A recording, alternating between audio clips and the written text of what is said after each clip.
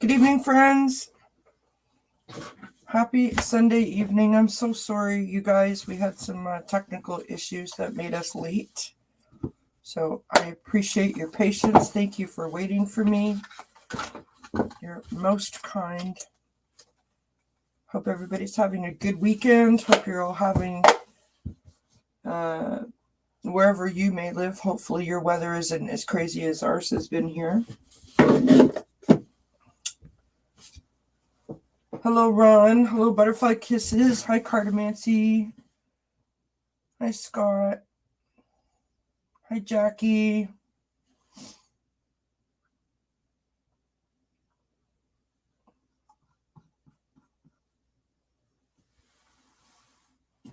How is it going, everybody? How's it going? How's it going? How's it going? Hi, Butterfly Kisses. Yeah, we're having some crazy weather here, friends. It is like supposed to be super mild today. And it has been so super windy. It did not turn out to be as mild as they said, but I mean, hey, anything above minus is good, right? And the snow has been crashing off of the roof all day, which has caused some trauma to the kitty cats, as well as to Mummy, because every time it crashes, even though I know it's going to happen, I'm still surprised by it. It still makes a loud bang. But anyway, there you have it. Hopefully, this is a sign of, weather to follow in terms of, spring is on its way. Fingers crossed, my friends. Hi, Michelle, my belle. How are you, love? So,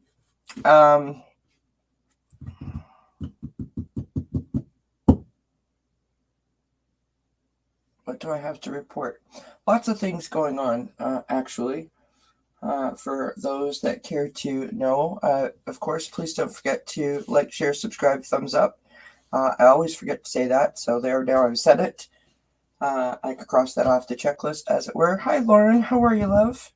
Happy Sunday, my friend. So, this little reading that I kind of created or came up with is called the Sweet Dreams reading, and the whole idea behind it is to, answer some questions that we may need to answer within ourselves to allow ourselves to have a restful night's sleep. Speaking from someone who does not get a good night's sleep on a regular basis, getting a good night's sleep is most important, right?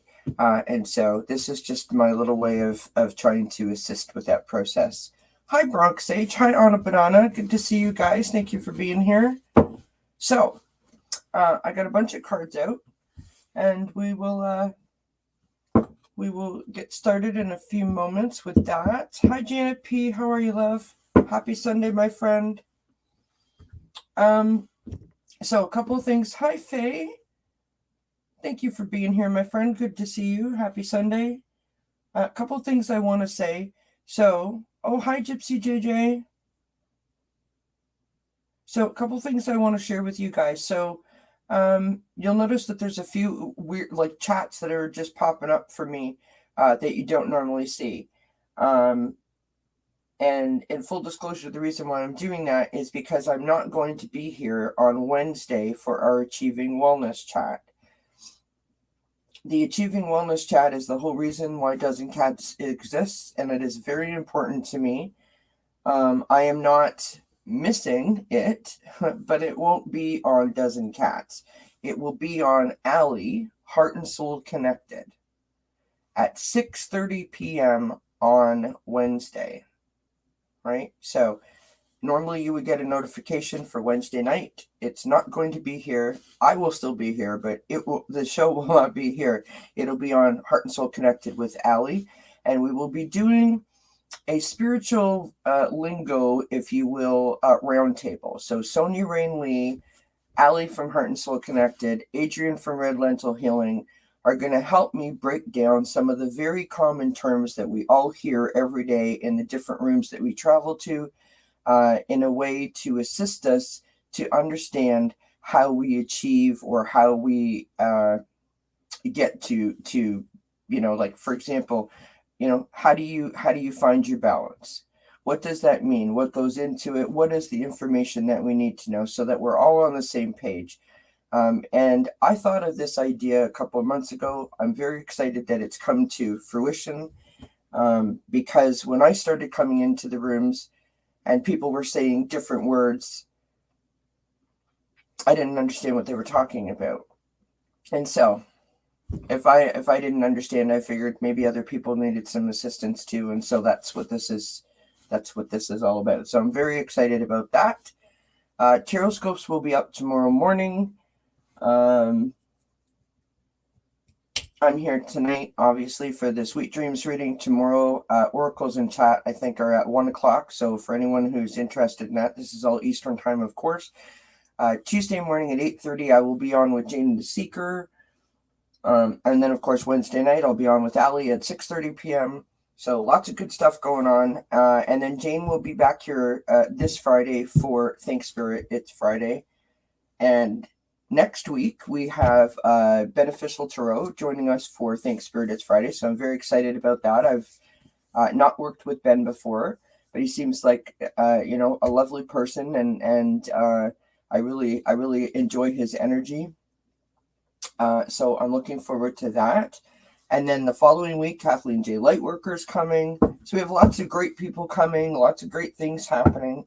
So I appreciate all of your support. Thanks for hanging out with me. Thanks for sticking with me. Thanks for, creating this wonderful environment that we try to create. And only one more thing that I want to add. In the description box below the video, there is information on how to join us on Instagram as well as Facebook. So I'd love it if we could connect on those platforms. There's also information in the description box below on how to make a donation to the channel. In no way are you, I don't want anyone to unless they feel like they need to. It doesn't matter what you donate. If you want to donate, I love you all the same. But it costs money to run the channel, and so there you have it. So let's pull a couple of cards and have some fun, shall we? All right, let us start with the Oracle of the Fairies. The Oracle of the Fairies card we're going to start with. Hi, Geek Hillbilly. Hi, Linda. Happy Sunday, my friends. Happy Sunday. I'm all stuffed up, you guys, because of this flipping weather going up and down like a toilet seat here. It's a lot. Yes, I made it back. Thank you so much. All right.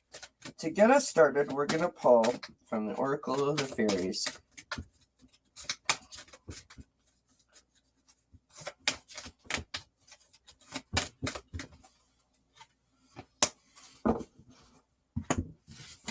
And we've got this beautiful image here.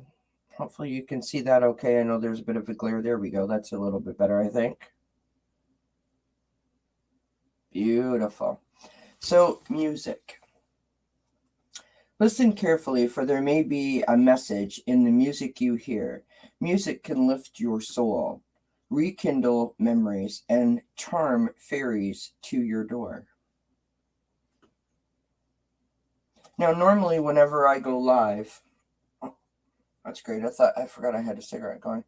Normally, whenever I go live, I listen to my music just to sort of pump me up before I go live. Lots of people use like white noise machines, for example, before they go to sleep in an effort to relax themselves. And they mention in here to rekindle a memory. I think all of us can associate with that when we turn on a certain song or we hear a certain song and immediately takes us back to that spot, that moment in time, which I just think is lovely. Yes, and speaking of what you're saying there, Linda, I do want to acknowledge, I know that there's a lot of people that have had some horrible weather with like tornadoes, and there's been flooding, and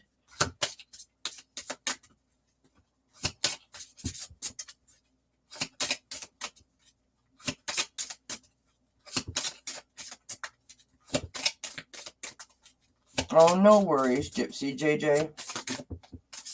Thank you for letting us know that you're here. All right. So now we're going to pull from the Oracle of Melisse. It's the lovely little deck that I've got. That's upside down. It's a lovely little deck. Nice, beautiful image on it. It's all got blue foil all around it.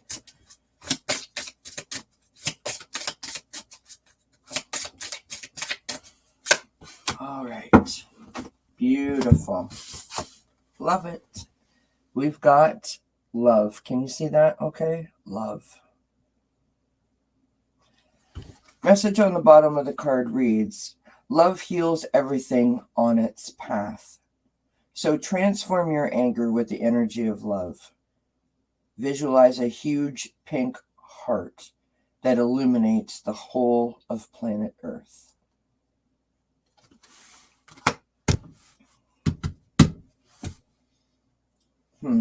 Interesting message, is it not, my friends? All right. Now we're going to move on to the Sacred Traveler.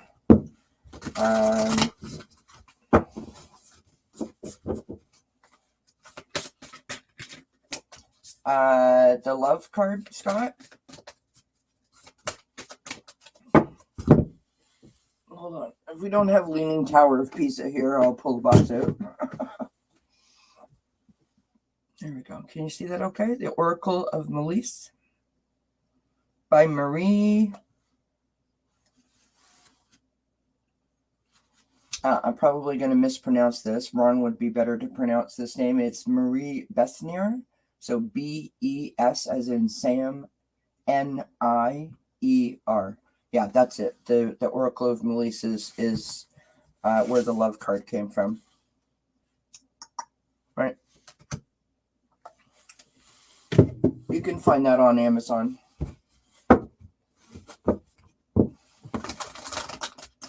Or the Star Treks. You listen to this. Okay, I gotcha.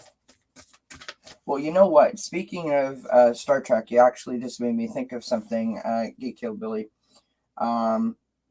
Beneficial Tarot is from England, and he just has a really calming, kind of soothing voice. And I was telling him, he was on another show, and I said that he could give Matthew McConaughey a run for his money on that app, where Matthew McConaughey tells you a story and kind of puts you to sleep. So we should get him to join us on one of these Sweet Dreams readings. He's got such a lovely, calm kind of tone to his voice. This weather needs to get warm and stay there. I like you, Kelly. My sinuses are driving me crazy. Yeah. Wow. So we got 3 cards pop out, which are really, really interesting. So we've got Breaking Trail.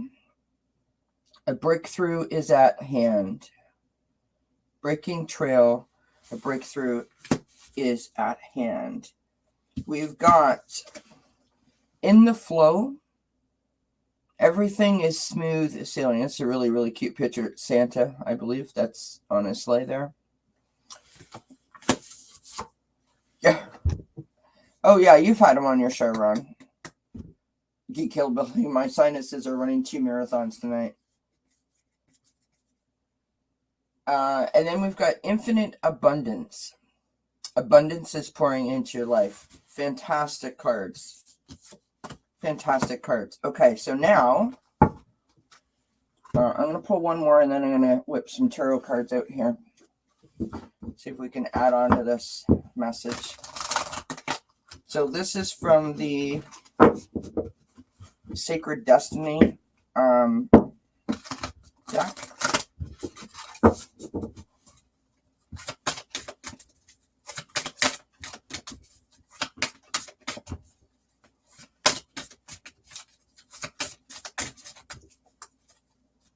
I am sweating, friends. It is hot back here.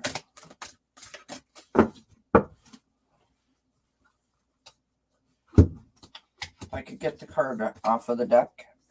Beautiful. These images are absolutely stunning. This is from Sacred Destiny, so illumination. Look at that. All the beautiful rainbow colors, the nature, the tree, the sun. Illumination. So we've got breaking a trail, infinite abundance, in the flow, love, music, and illumination.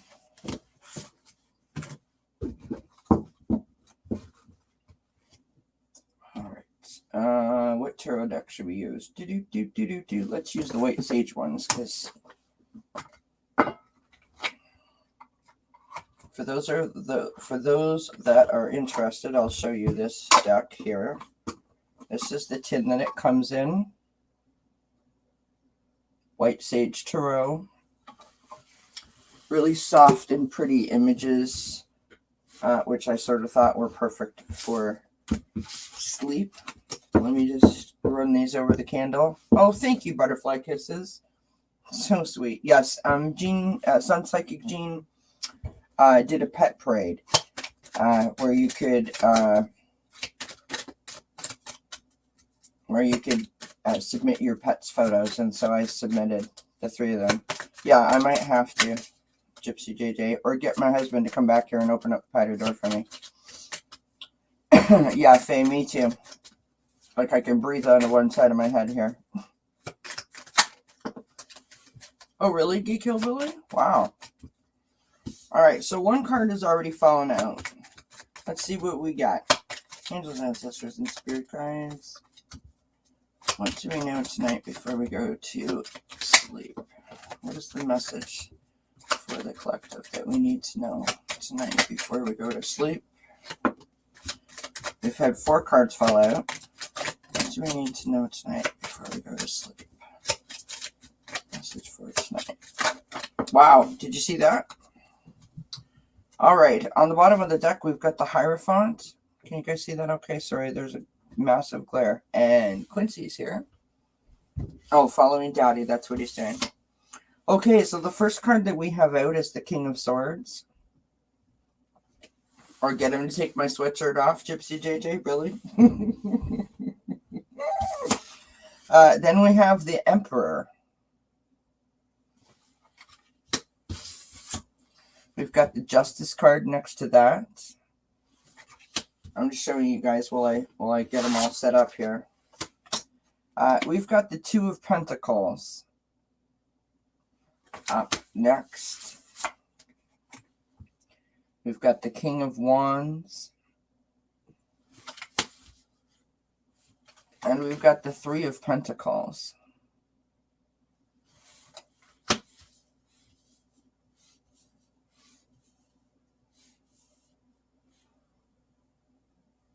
So we've got lots of energy here that is speaking to us about our inner power and our inner strength, our powers of inspiration and control, and control in terms of like our own destiny, right? Really, really powerful energies like the King of Swords and the King of Wands and the Emperor kind of energy. Those all speak to wise and powerful and courageous, and the kitty cats are fighting right there, as well as people that are in control, right? People that are successful and great communicators. And then we have in the middle, we have the Justice card, and we have the 2 of Pentacles. Of course, the Justice card, with the scales, it's about finding that balance. And then we have the 2 of Pentacles, which is also about finding that balance. They both speak to different kinds of balances, but it's not lost on me that we have those 2 balances there. And then, of course, the 3 of Pentacles at the end of the cards is sort of implying to us that, the hard work that we envision for ourselves, our dreams, where we think we're going, where we want to be, where we want to land, we're making these plans, we're thinking about them, we're dreaming about them, and they're finally starting to materialize before our eyes. We're starting to see them actually like materialize, if that makes sense, right? Then, of course, the Hierophant is all about tapping into your intuition and developing that relationship with spirit to help you. What's the word that I'm looking for? To help you. To help you have a better understanding overall, right?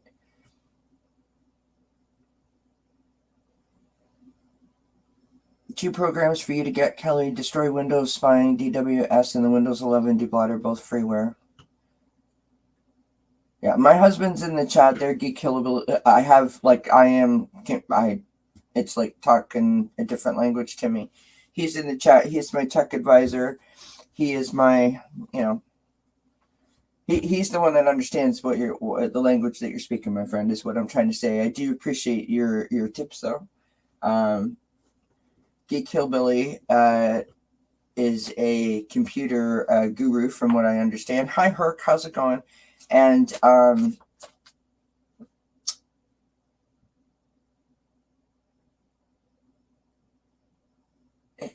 sorry, I'm reading what Geek Hillbilly is saying. Geek Hillbilly is a computer guru, from what I understand, and was very kind and helped False Teeth Real Tarot, as well as, I'm sure, many other people.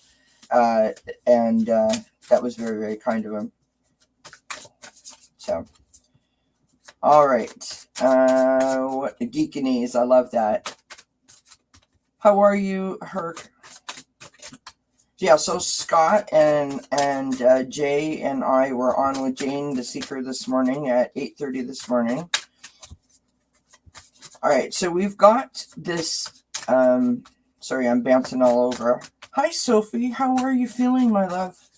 It's so nice to see you. Hope you're well, my friend. So we've got this interesting sort of message happening of, holding our power and maintaining that balance. And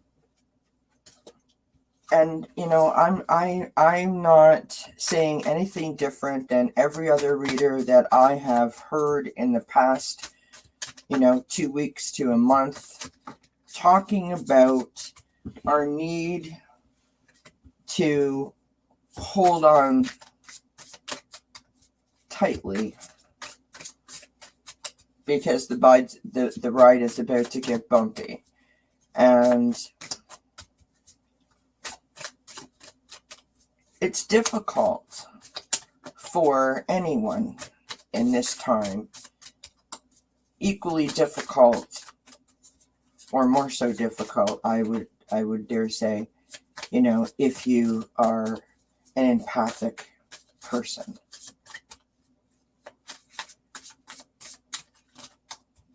I was listening to Ali at Heart and Soul Connected today, who had her last regular show with Susan Lynn, the psychic medium.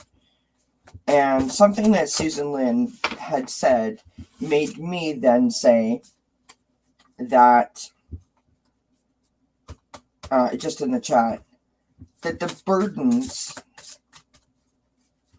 of the world are not ours to carry. And it was just really interesting to me that she said that, and that was the first thing that popped into my mind, because that's not normally something that I would think of and in that way, if that makes sense. But it reminded me of something that Jean, Sun Psychic Jean, had said to me when I had, my life-changing reading. And that was, simply put, that the burdens of my mother's passing, meaning the circumstances around it, the situation, they weren't my burdens to take on, even though I did. And I carried the weight of those burdens for almost 9 years. And it wasn't until that reading, when the guide said that my mom was there, and she was standing there with her hand held out, and she wanted me to put the burdens, all the weight, into the suitcase and hand the suitcase back to my mom, because they weren't mine to carry. That was my mother's situation. That wasn't mine. My only job was to do what I did. not to carry forward her stresses. And so when Susan Lynn said that today, that was the first thing that popped into my mind. And I do hope that you understand where I'm coming from when I say, obviously, we all care about what is going on in this world. Obviously, our hearts break for so many reasons, for so many peoples as a collective, for what they're being put through, what their experiences are. We see these awful, awful, horrible images on the news, on the TV, on social media. They are heartbreaking, absolutely heartbreaking. But,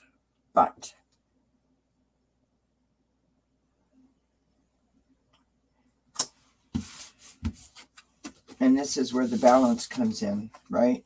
We need to find that happy balance, right, between the Justice card and the Two of Pentacles. We need to find that happy balance where we can care and put that feeling out into the universe, where we can show our compassion and our empathy and our understanding and our support and our love, but not allow it to affect us in a way where we want to go throw ourselves in the middle of traffic because of it, right? That's the point that I'm trying to make. The burdens of the world are not ours.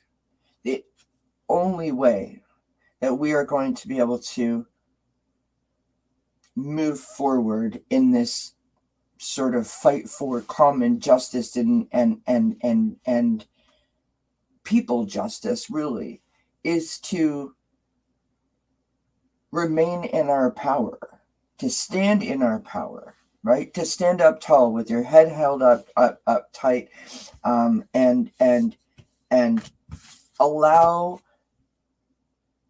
yourself to be a beacon of sort of pushing the love back out into the universe, right?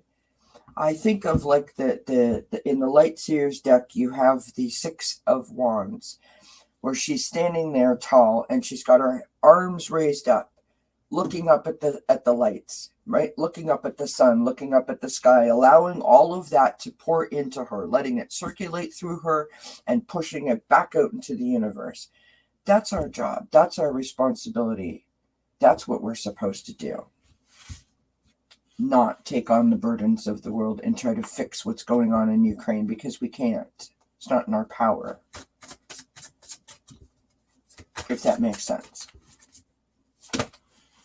All right, Sophie, that's very kind of you. Good luck with your sewing, my friend. All right. We're going to pull from my own oracle deck here and see if we can get any more messages.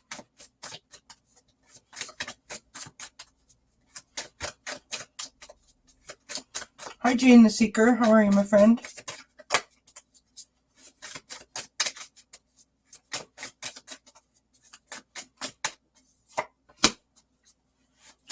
Okay, so we've got Crown Chakra, letting go.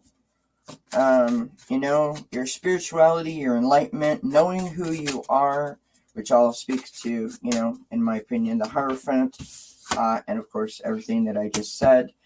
We've got the Sacral Chakra, which is about your creativity and your power, about your control and your relationships. And what were we just saying, right? I've been saying for a couple of days now, for anybody that's been following me around to the different channels, that I keep getting these cards that are like, I get two at a time, but they're completely the opposite energy, and it seems to be playing out here again tonight. But I think that's sort of how we all feel. That's just sort of dawned on me as I'm saying this. I think that's how we sort of all feel, that we have these opposing energies, and that's what the balance is all about. The opposing energies that are coming at us, the opposing energies within us, right?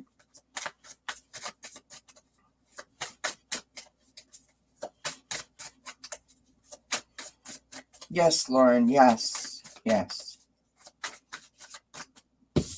We got the Happy Home card, right? And again, now we've got the daily grind, and that's exactly what I'm talking about. That's the way that it's been. My cards have been that way for about a week now, where, you know, I get one card that says one thing, and then I pull a card, the next card, and it's the exact opposite. And that's what it is. It's these opposing energies, these dueling sort of ways of thinking. And wouldn't it be lovely, my friends? Allow me to sort of daydream out loud. Would it not be lovely if we could take these two opposing energies, these two dueling thought patterns, just like the Great Divide, and find a way to connect them? And how do we do that? Like Lauren is suggesting, right? Hold your hands out and send grace out and back out into the universe. A couple of weeks ago, I said a prayer here. I said it the other day, I can't remember, I think last Friday. You know, hold your hands out. Hold your hands out. Grab the hand of the person standing to the left of you and grab the hand of the person standing to the right of you, right? And just let the love flow in and out. Let it go to the next person. Let it come out of one, flow up one arm and down out of the other. Beautiful thing, my friends. That visual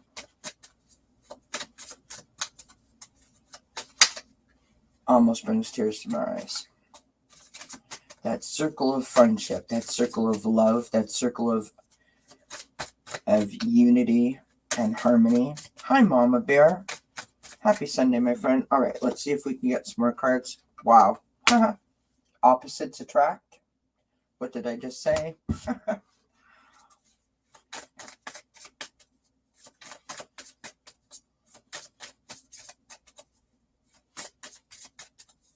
So what I'm getting from this is that the job that we have to do, the thing that we need to have at the forefront of our minds. Oh, Sophie, thank you. That's so kind of you. You make me cry, my friend. I just love you, Sophie. That is a true compliment coming from you, my friend. Thank you so much. We have satisfied. Our job really is to, and I don't want to sound trite when I say this, but we have to keep the faith. Right? You must always believe that like in yourself, that you have the power, right? So if you do what you need to do, and I do what I need to do, and, you know, Lauren does what she needs to do, and Sophie does, and so on and so forth. Just imagine the possibility of that. Instead of trying to fix everyone in your community, just fix you. Just maintain you. You maintain you, it has a ripple effect, right? Now, some people could think that I'm dreaming, but I'm just saying, right? I don't know about you all, but trying to take on the whole world is not something that I'm ready to do. I'm not strong enough to do that. That makes me nervous. But taking on my home, taking on myself and my husband and my kitty cats, then maybe I could move on to my sister. That's something I could rise to that challenge. I could rise to the challenge of spreading love around the people that I care about. Absolutely. Take a vacation, which is the same card that we got with the infinite abundance, right? Abundance is pouring into your life. Sorry, totally wrong card. It sort of reminded me of this card here, of being in the flow, that everything is smooth sailing. And the reason is because of the big sleigh, right? The taking the vacation sort of reminds me like laying around, that kind of idea. Okay, we're going to pull one more card here from this deck.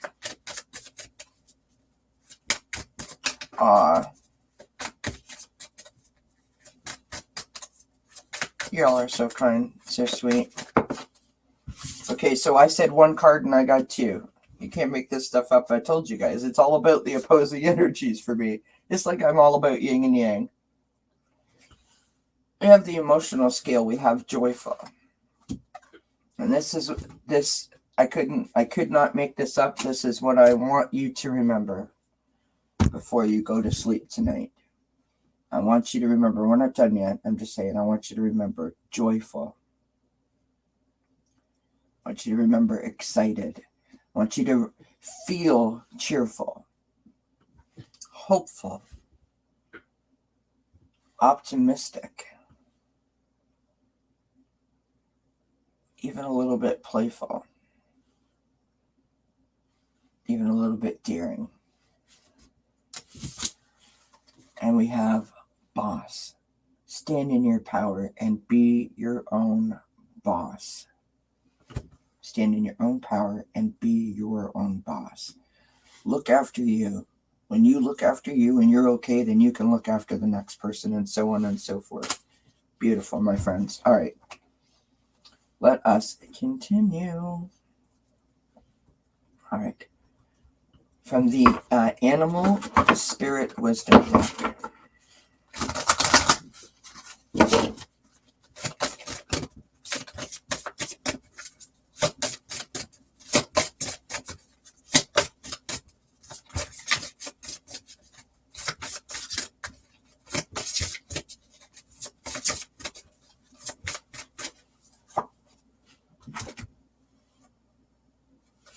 You can't make this stuff up, friends.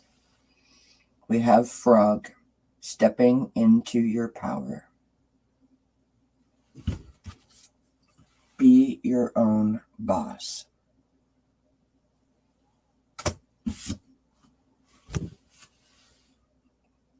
Stepping into your power. Don't take a back seat in your story. It's time for you to step up.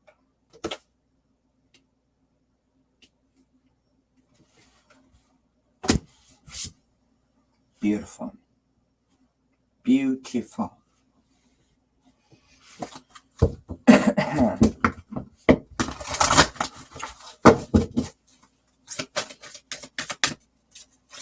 Moving on to the soul's journey now.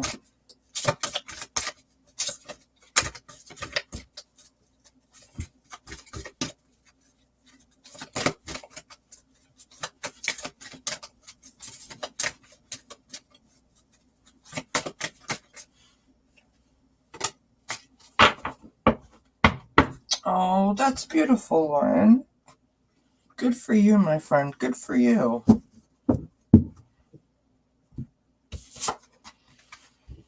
I love that. Thank you for sharing that, Lauren. We have gratitude.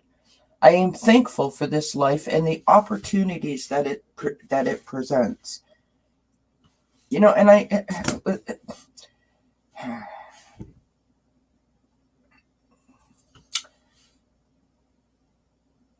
not to turn this into a wellness chat, but everyone knows that I have anxiety panic disorder. So if I allow myself to take this information in from the world and allow it to filter through me in a way that increases my fear in that impending sense of doom, I will be stopped in my tracks. I will be frozen in fear. I will not be able to process anything from big tasks to small tasks. I won't be able to be able to process how to have a shower if I allow it to get into me and mess me up, if that makes sense. So I don't allow myself to do that anymore. And it is a conscious, consistent effort on my part on a daily basis. Sometimes I rise to the challenge, sometimes I don't. But I can't ever give up. I got to be my own boss. I got to stand in my power, and I have to continue to work at it because it's my responsibility only to look after myself, not anyone else, just me. Right? And if I show up for myself and I am ready, willing, and able to give it my best shot, the possibilities, my friends, are endless. And that's kind of where I'm coming from, if that makes sense. That's where I'm coming from. All right. Hi, Pepper Jackie. Nice to see you. No, there's no list left. We're doing like a general sort of reading. But what I will do in a minute, I'm going to be finished in a second. When we're finished this, everyone can give me a number between 1 and however many decks I have on the table, and I'll pull an individual card for all of you. But if you're interested in one, bear with me one moment while I move some cards out of the way. So we're going to pull these lovely cards here. I've got, these are sleep tight cards. So on each of these cards has an exercise to help us relax before we go to sleep. So they're super, super helpful. Then we are going to pull, of course, our Sweet Dreams little message. And then we will finish with a postcard from Spirit. Okay? So far the message is stand in your power, be your own boss. That's how you maintain that tricky sort of balancing act that we're all trying to do. Be keeping ourselves in the present, keeping ourselves in the now, and not allowing ourselves to get all caught up in carrying the burden of the entire world. Hi, Greeter. How are you, love? Happy Sunday to you, my friend.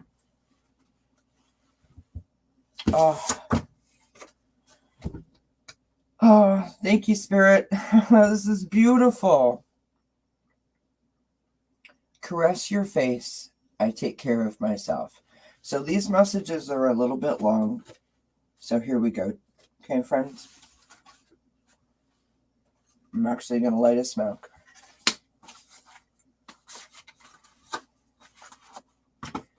I should maybe go to the, this might actually help. I just thought of this. I might actually go into the description box when the video is over and type this message in, because it might help, because it is kind of a long message. And they are exercise, meaning meant for us to do, right? So it says, caress your face. Lie on your back and close your eyes. Very gently start caressing your face. The forehead, the temples, the cheeks, the eyes, the jawline. If you feel like adding a little more pressure, you can do that too.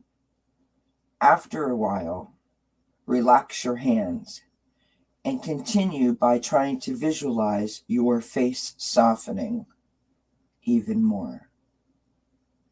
When your face softens, the tensions around your head disappear.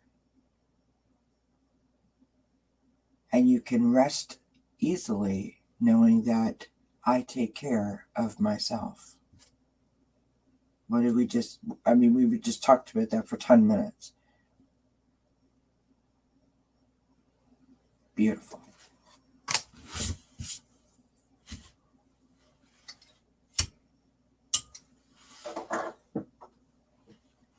All right, now we will move on to our Little Sweet Dreams card. All right, Gypsy JJ, I will do that, my friend.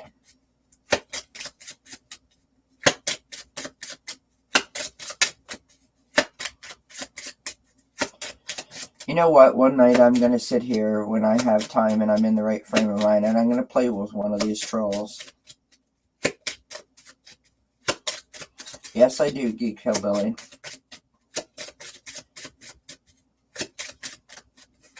We have a troll. If someone would care to look after them for me, that would be greatly appreciated. My friends, we have acceptance. Now, notice in these cards, there's a little bed there with the stars coming down, right? The message on this card sums up beautifully everything that we have said in the other cards. Acceptance. I overcome my biggest challenges by accepting what is.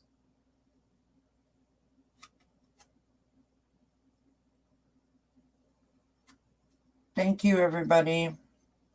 So acceptance. I overcome my biggest challenges by good grief. I overcome my biggest challenges by accepting what is. Beautiful. All right, let us move on to a postcard from Spirit. All right, so I have, let me see what decks I have. I've got 1, 2, 3, 4, 5, 6, 7, 8, 9, 10, 11. So if you would like a card in a moment, pick a number between, what did I just say? 1, 2, 3, 4, 5, 6, 7, 8, 9, 10, 11. Pick a number between 1 and 11. Throw it in the chat. Hi, Marie. How you doing, love? And I will star you and pull a card for each of you, if you're interested, of course. All right. All right, let us get our postcard from Spirit. All right. I'm just going to start. I've got Gypsy JJ and Anna Banana and Cartomancy and Miriam. Oh, hi, Miriam. I didn't know you were here, love. Anna Banana, Geek Hillbilly, Jackie. I got Faye and Marie and Scott Scorpio Moon, Anna Banana. I said your name, Anna, but the chat moved up, so I didn't star you. Now I've got you starred. All right. Oh my gosh, 11 starred. I've got 11 cards and 11 starred. Thank you for being here, you guys. This is great. All right, our card has fallen out.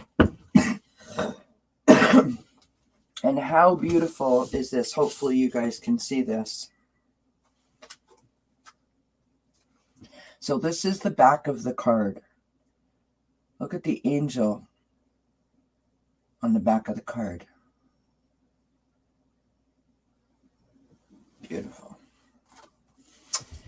Dearest Jim, we are gathering our magic together to help you celebrate your new beginning. You're stepping into a new version of your life, getting to tell a new story.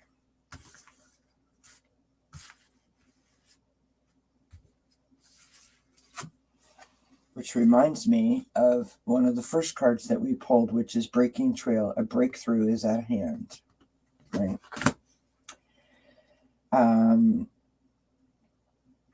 Getting to tell the story as you create it. Doesn't it feel like spring when the urge to expand wells up inside you from a primal place?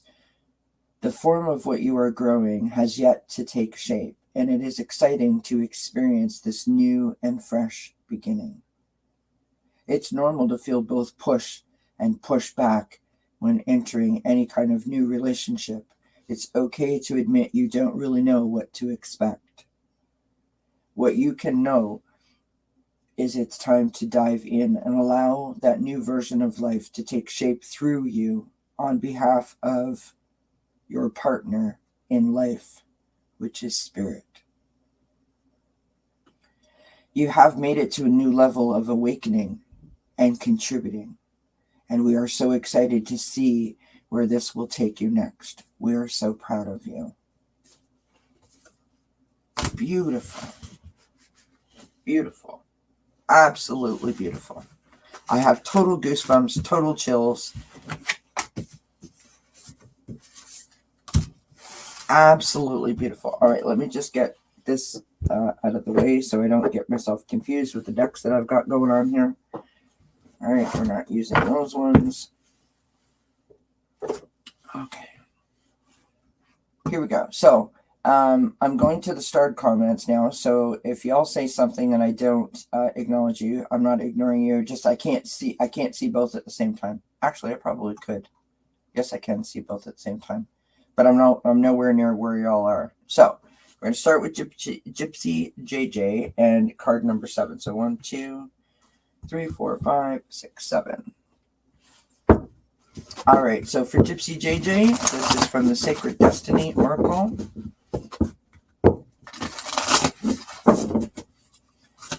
Message for Gypsy JJ. What does Gypsy JJ need to know tonight? Message for Gypsy JJ, please. What does Gypsy JJ need to know? Yeah, Like 18 cards fall out there. Message for JJ, please.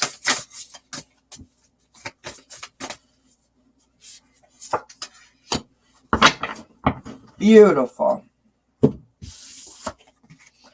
Gypsy JJ, my friend, that is for you. Transformation, which is exactly a part of the postcard that I just read, right? Look at the gorgeous butterflies, the white rose, or I guess that's sort of like a yellowy rose that's on the top there. Notice the colors of the butterfly are the same colors of Ukraine in the flag. That was pointed out to me by someone in one of the other chats or one of the other broadcasts that I did. Beautiful card for you, my friend. All right, Anna Banana, my friend, is up next, number 6. All right, which way shall we go? 1, 2, 3, 4, 5, 6. 1, 2, 3, 4, 5, 6. You know what? No matter which way I go, you're getting pretty much the same card.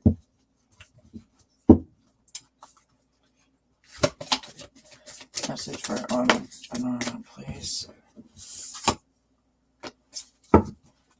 Well, that was fast. It just fell out. I really didn't even have to shuffle. From the Guardian Angel Oracle, you have oneness. Message on the card reads, someone you dearly miss is forever present in your heart. Remember, dearest one, that even though there has been a physical parting, spiritually, those we love never leave us. Creation is eternal. Nothing is ever truly missed, for all is interconnected and ultimately one.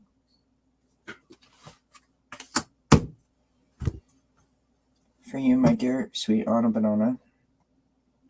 It's good to see you, by the way. Okay, Miriam is up with number 11. This is the Guiding Light Oracle.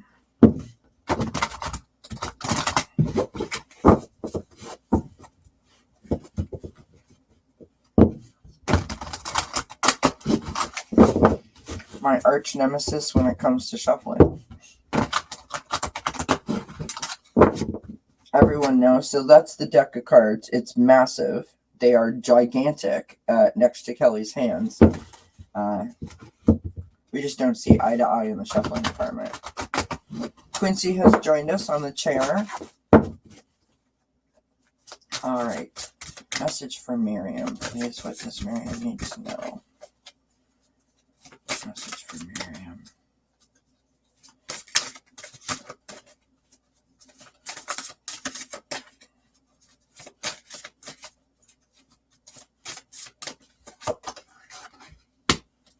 Beautiful.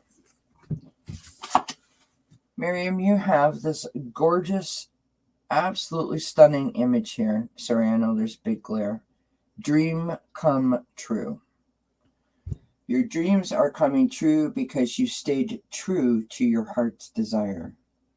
Beautiful message for Miriam. I love that. Absolutely stunning.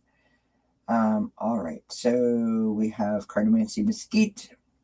She is next, and so Cartomancy Mesquite, you get the Animal Spirit Wisdom deck.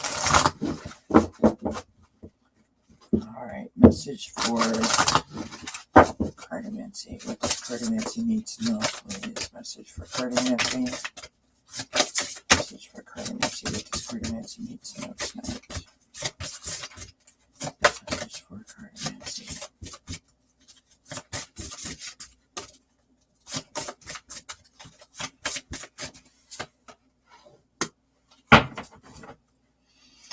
Wow, I happen to know Cartomancy, and I kind of think that this is appropriate for you, my friend.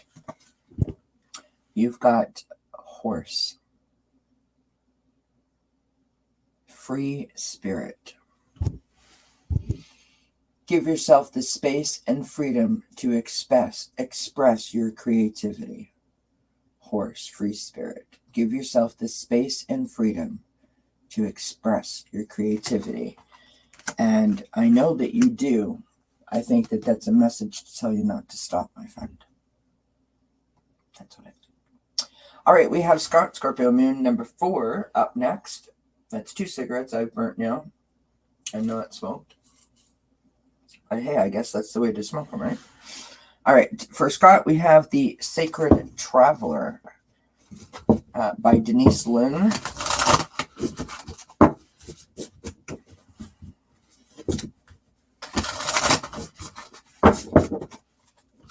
Message for Scott.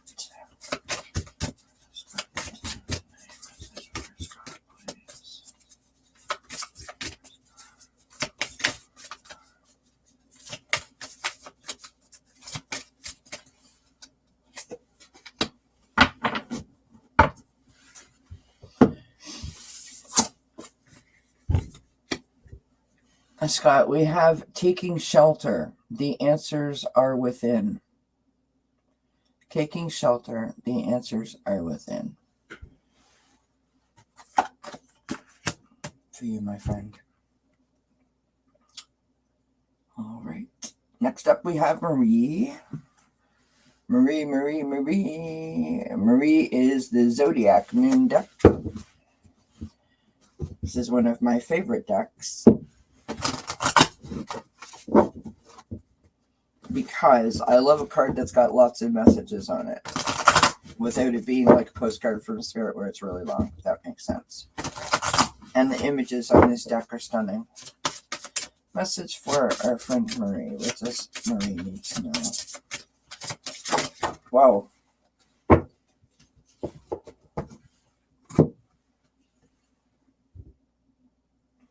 You've got Eclipse in Gemini, negotiation. Rise to challenges as a new path opens. What a beautiful, beautiful image. Rise to challenges as a new path opens. Beautiful. Love it. Sorry, my mouse got stuck. All right, up next we have Faye.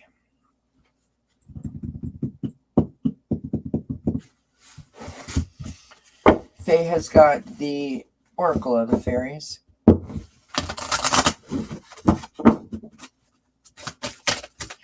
Message for Faye, please. What does Faye need to know?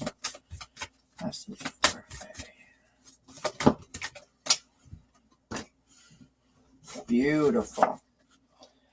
Faye has abundance. Look at that gorgeous image. Just beautiful. Message on the bottom of the card reads, prepare yourself for incoming abundance. Release any mental blocks you may have. In fairyland and human land, there is enough abundance for everyone. I think that's abundance of love and joy. You know, when you open up your heart that way, that's what I believe that is. Lovely message for Faye. All right. Geek Hillbilly and Janet P. would like a card number 5.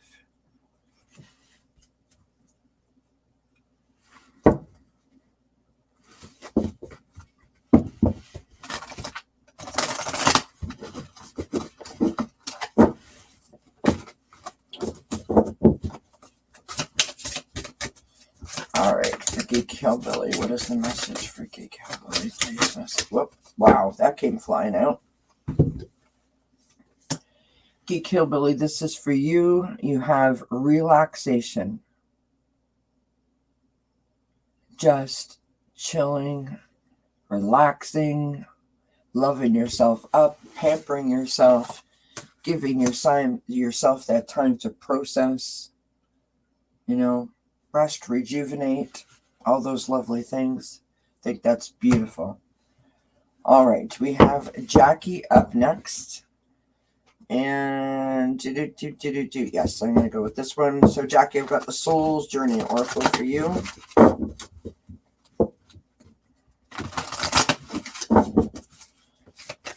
Message for Jackie. Wow. So one flipped over, as you can see, but we had a whole bunch fall out. But we will go with the one that flipped over. We have forgiveness. Okay. Message on the bottom of the card reads, I acknowledge that harboring resentment blocks the flow of love. So if you're holding on to anything, which, let's face it, most of us hold on to all kinds of things, right? Try to remember that it blocks that whole flow that we were talking about, that finding that happy balance, being able to maintain that balance, right? That's what this message, I believe, is for, or is alluding to, right? To allow yourself to let go of those blocks and be open to just coming from a place of love and gratitude. All right. That is for our friend Jockey. And I'm just unstarring as I go. And now we move on to Janet P. For Janet P, I have the Oracle of Melise. Wow. I literally, can you see my sleeve? Can you see it? How it fell out there? We have sharing. I love the image on this, right? It's got the little teapot being held up by a butterfly. All the little sweets on the tray. Just gorgeous. Living beautiful moments of sharing and exchange with your surroundings requires the understanding that everyone has their own ideas and that we need to respect those. This encourages the creation of pleasant emotions. So acceptance, really, right? Sharing is caring, acceptance, bridging the divide, as we kept saying, right? That harmony and unity. Beautiful. Beautiful message for Janet P. Janet P is always sharing, always in the chats, saying beautiful things, helping people out. I think that's a message to you, my friend, to just keep doing what you're doing.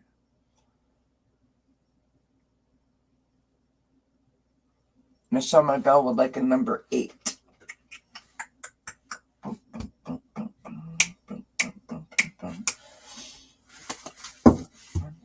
Wait a minute. 1, 2, 3, 4, 5.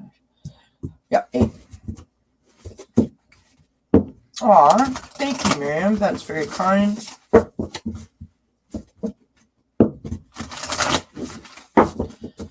Michelle, my bell. My friend Michelle. Message for Michelle, please. What does Michelle need to know? What does Michelle need to know? Message for Michelle, please.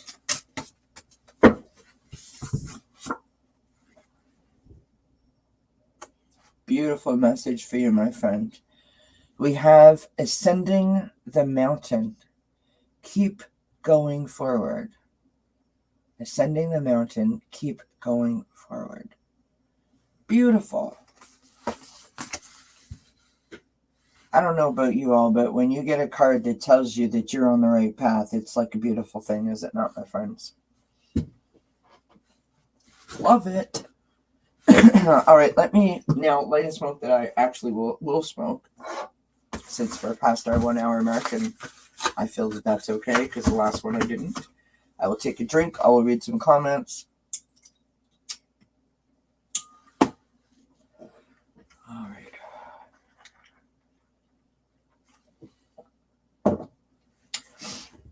So Gypsy JJ has Sacred and Humbled. You're very kind, my friend. Marie says, I spy a pretty kitty. Yes, I believe that was Quincy, the black cat that was sitting in the chair there. That was Quincy that you seen. Yep. Geek Killbilly says, I see it's a cat. Yep. Anna Banana says, funny that you pulled that card. My brother has been gone for several years. Just out of the blue, I could smell him throughout the house today. Wow. Thank you, Anna. And that must have been so special for you. I have a really, really quick story that I will share. So I've never experienced that whole scent thing that people talk about. My nieces used to dance, and every year around my sister's birthday, they had a dance recital. And for quite a few years, the whole family would come, aunts and like our aunts and uncles. And my uncle had passed away. And he always made such a fuss over the girls, right? he would be like their great uncle. And we were sitting there watching the dance recital, and they had just, one of them had gone on. And so what was happening is my sister would go one time and then her husband would go the other time. So like one was sitting with us and the other one was running backstage with the girls, right? Because of course they weren't on at the same time. And anyhow, all of a sudden this like waft of cologne just like went past all of us, and all of us just kind of looked at each other like, did you just smell, like, you know, you don't know if you should say anything or not. And we all smelt it, which was really, really odd.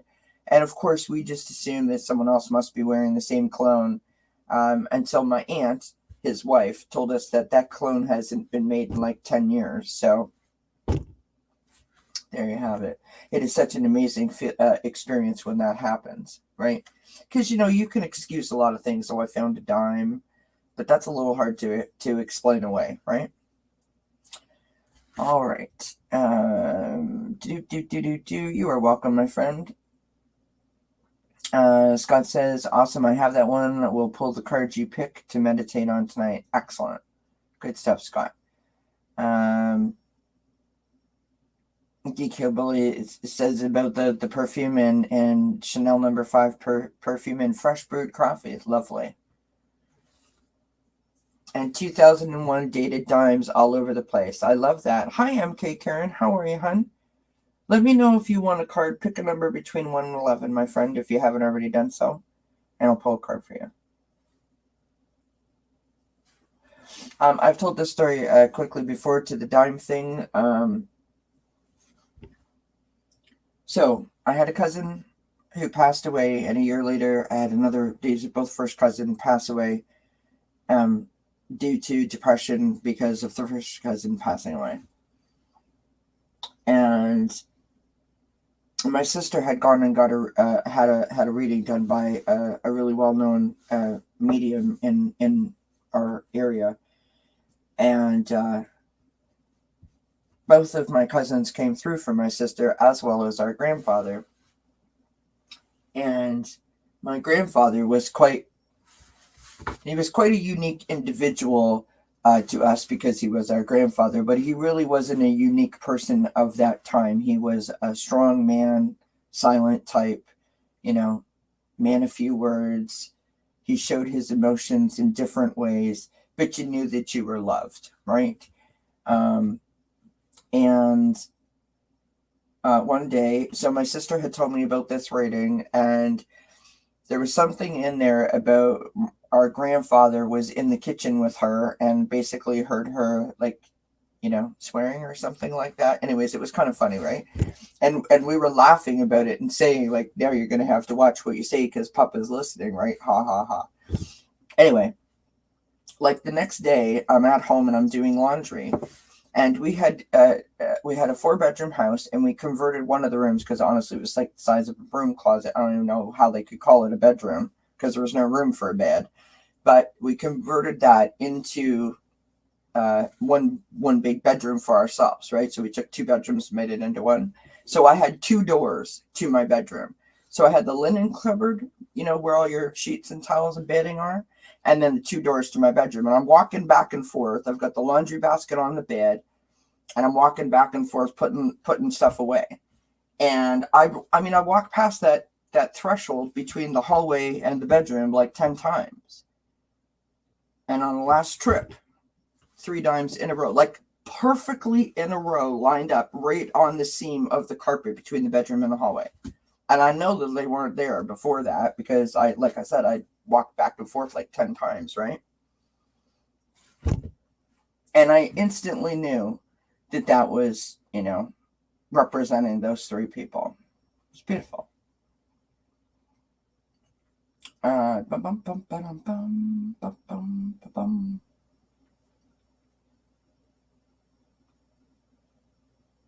Oh, you guys, you're all so kind. You're all welcome.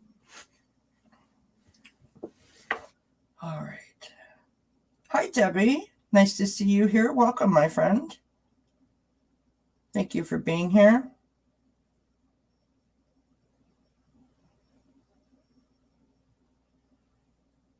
Happy Sunday to you. Oh, good. I'm glad, Michelle, my bell, that you like that. I'm a little bit behind. I'm catching up.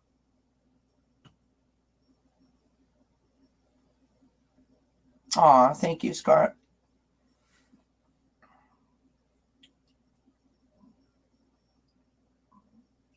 Debbie would like a number 7. And MK Karen would like a number 8. And number 7.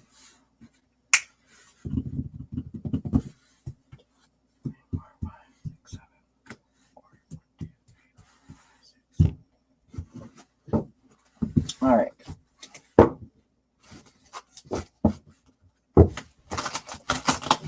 So, for Debbie Morgan, we have the Animal Spirit Wisdom deck.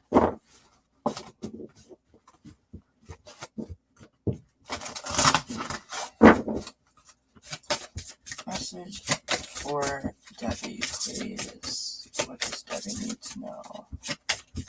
Message for Debbie.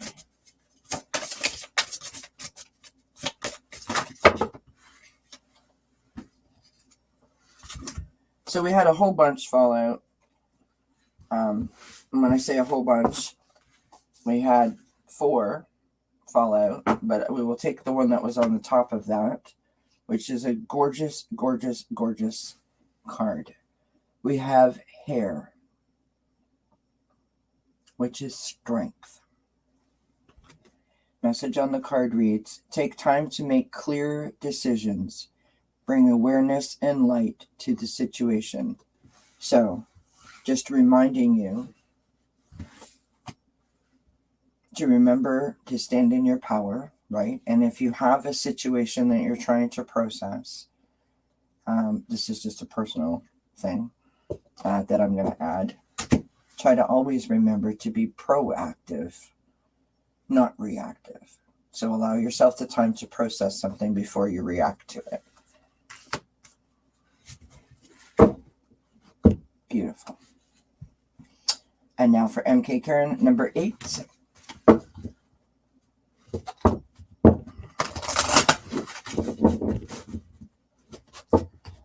For my friend MK Karen,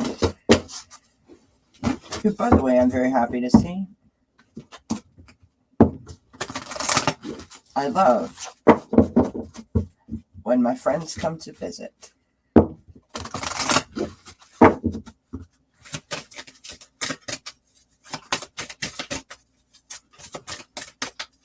Message for MK Karen, please. What does he need to know?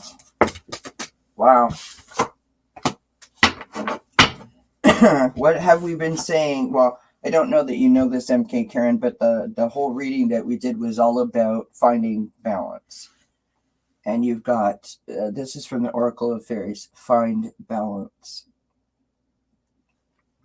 Message on the bottom of the card reads, find the balance between your work, rest, and playtime, and you will have more energy, harmony, and productivity in your life. Take a power nap. I mean, right now we're all struggling to maintain that healthy balance, right? Beautiful. Oh, thank you, MK Karen. That's very kind of you.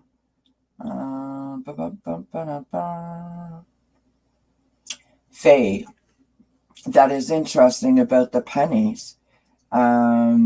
Because I have a story about pennies. Now, I've told this story before, so for those of you that do know it, I'm sorry for repeating myself.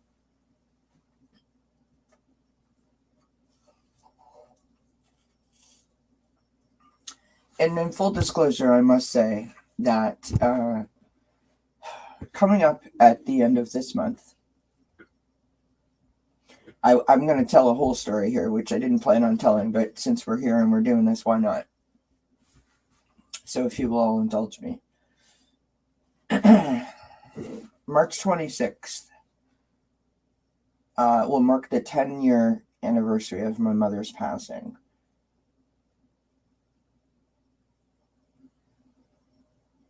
And although I do not look forward to that day any year, obviously,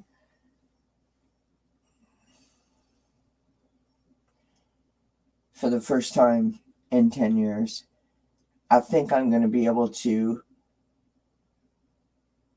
look forward to that day, because I feel like I can actually handle that day now rather than falling apart. I'm going to get upset, but I'm not going to feel, like I'm going to have a panic attack. I'm not going to feel like my life is never going to be the same again. For the first time in 10 years, I actually feel positive, and I have hope, and I have, love in my heart and peace in my heart. And I am so looking forward to the experience of experiencing that day from a completely different mindset that I've never had before. And that is what's going to make me cry, right? Because it is just such a beautiful thing. And I am so grateful. I mean, so grateful. And I am trying so hard, fingers crossed, friends, that my sister is actually going to come on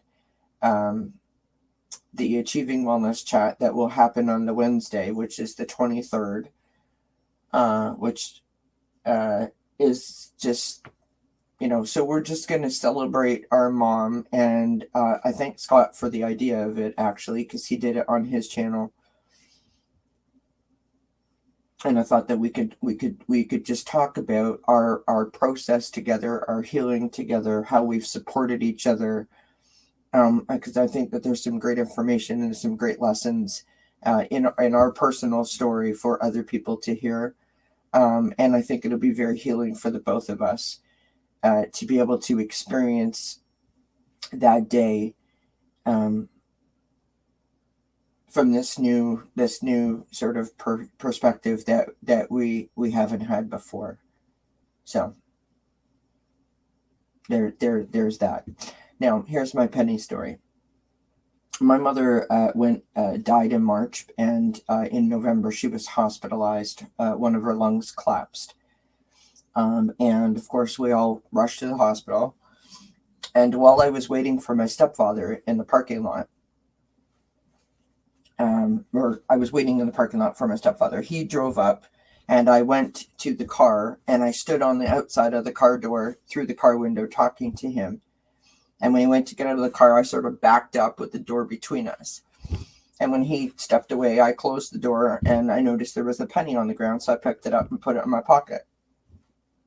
Went around to the trunk where he had brought my mom some stuff, and there was a penny on the ground, so I picked it up and I put it in my pocket. And then I went around, and as I was getting around to the passenger side door, where my mom's, like a family friend that we call aunt, was with my stepfather, had gotten out, and I gave her a hug. There was a penny on the ground, and I picked it up and I put it in my pocket.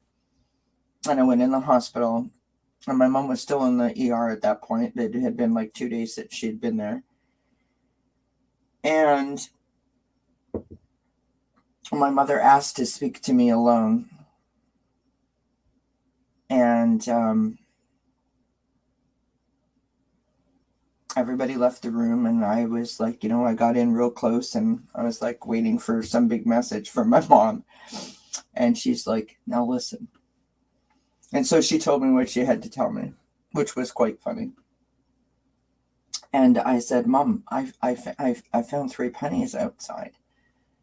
And she's like, let me see them. So I pulled them out of my pocket, and I put them in her hand, and she held like her hands and my hand together. And then she said, now make a wish. So I made a wish. And then she opened up my hand, and she blew on the pennies and told me to put them back in my pocket. The day that my mother died, I had been at the hospital for about 4 days, and I finally was convinced to leave to go get something to eat.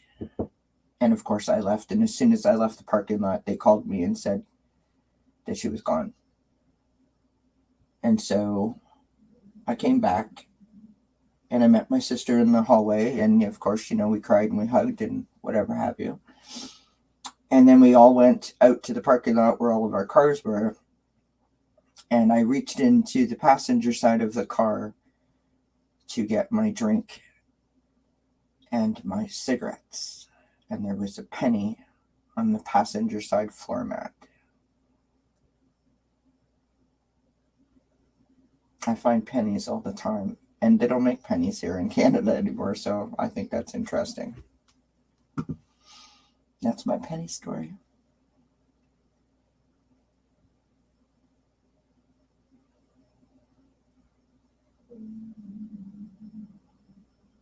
Yes, of course you could have a card, Karen. Linda, you probably thought I forgot about you. I did not forget about you, my friend. We will give our friend Linda a Zodiac Moon card. I just think that it is such an amazing thing when the people that we love, the people that have touched our hearts in such a profound way, choose to honor us by letting us know that they're watching over us. Whether you're connected to spirit or you're not, it is a beautiful, beautiful thing to have that happen. Message for Linda, please. What does Linda need to know? My stomach is growling. Holy. Linda, we have... Oh, I love this for you, my friend. We have Sun in Sagittarius. Adventure. Stride out into new territory. Beautiful card. Adventure. Stride out into new territory. Beautiful. I love that.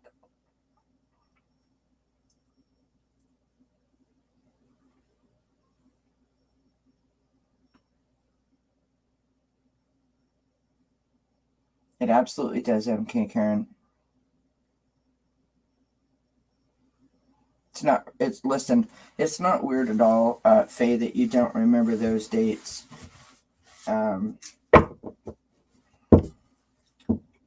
My cousin died, and he hung himself for years. It was the only date that was in my head. But time heals, like MK Karen just said. And hopefully other things take precedence over that, right? Hi, Trina. How are you, love?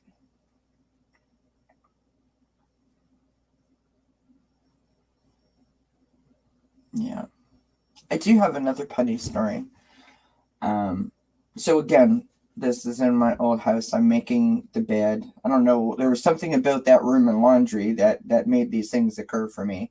So I was doing laundry. I just made the bed. You know how you do that on the weekends. You put all new bedding on.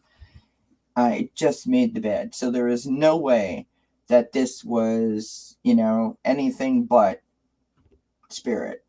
Anything but my mom. Anything but a gift. I made my bed. And I was going about my business. And I think that I was putting away laundry again. And I just sort of turned around and I'm like, what is that on the bed? So if you there's my pillow, right? And there's the sheet, and right there, right below my pillow, right in the dead center, was a penny. I literally just put new sheets on. I took all the bedding off and just put new sheets on. No one had been on it. No one had touched it other than me making it. You can't explain that. I was totally freaked out by that one. Now that one freaked me out.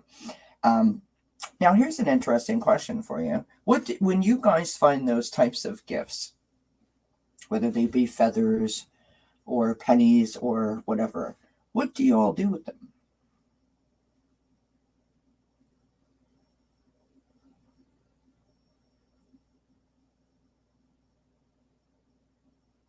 Well, that's very kind of you. Thank you, Gina. Appreciate that, my friend.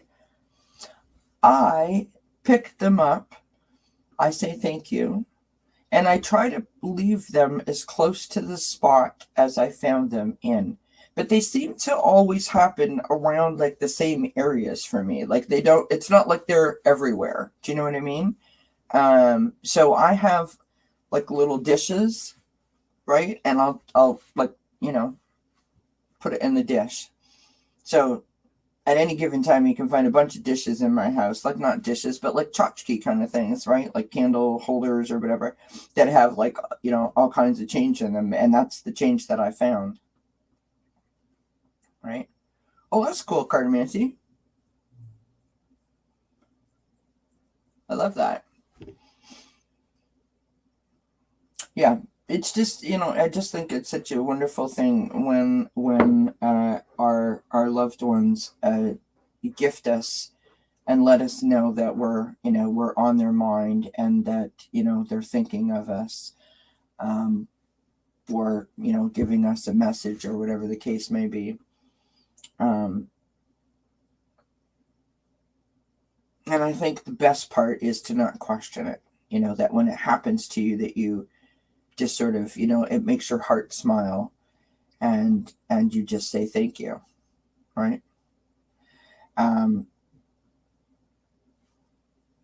I smell my dad's cologne every once in a while. And last year I had an incident with a blue jay, which is just funny. I say an incident. It sounds so weird.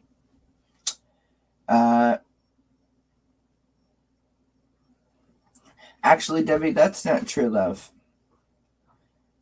Here is something that I want to say to you. I used to have all kinds of things going on in my house, like years ago when my cousins first passed. And I don't know how long you've been here for, but just really, really quickly. So I had a cousin who took his own life, and this is a first cousin, and then another first cousin became depressed over that passing, and like a year and a bit later, he then took his own life. And in between that time and after that time, for about 2 years, I had all kinds of weird things happening in my house. Things falling off of shelves, the stereo going on and off by itself, lights flashing, kept hearing their songs, like just like all kinds of stuff, to the point where I was like so freaked out. I didn't even like, I was like getting scared by it, right? Because I knew something was happening, but I didn't know what. And then it just stops. And then you think, oh, they don't love me anymore. They're not sending me messages. And there are many people in the chat, as you can see, and we are all, we all have our levels of intuition. We all have our special gifts. But here's what I would say to you, Debbie. 2 things. If you feel like you've never... Oh, of course, Trina. Just give me a number, love, between 1 and 11, and I'll pull a card for you, of course. If you feel like you have not had a visit for them or from them, and you would like one, ask them. Just say the person's name and say, to send me a sign or a message so I know. The idea really is to be open to the message. And what I mean by that is just quite simply, sometimes the message that we want to get is not the neon sign that's flashing saying, hi, this, it's mom, I'm here, right? Sometimes it can be something very, very subtle and you don't realize it. So, for example, have you seen synchronicities of numbers? Like, do you find yourself often looking at the clock and it's like 111 or 222 or something of that nature? That's a message, Do you hear a particular song that means something to you because it's tied to a particular person that you were close to? That is a message. And so I think that if I were you, my best advice to you would be, and I've done this myself, when I feel like I need something, or when I feel like I haven't gotten a message, I say out loud, like, Mommy, let me know you're here, please. Right? That's the first thing. And then the second thing I do is I try to shake off the feeling like I'm missing them and allow myself to just be like more open, right? In other words, to be able to see it. Yeah, 1 and 11, Trina. So yeah, you picked the right number, love. All right, Geek. Have a great night. Sleep well, my friends. Many, many, many blessings to you. Thank you for being here. It's very sweet of you. All right, card number 11 for Trina is, let's do the Oracle of Malaise for Trina. So I hope that helps. Okay, night, Sophie. Thank you for being here. I want Sophie to come and do Thank Spirit It's Friday for me, but I was writing out a list today so that you know that I'm not fibbing.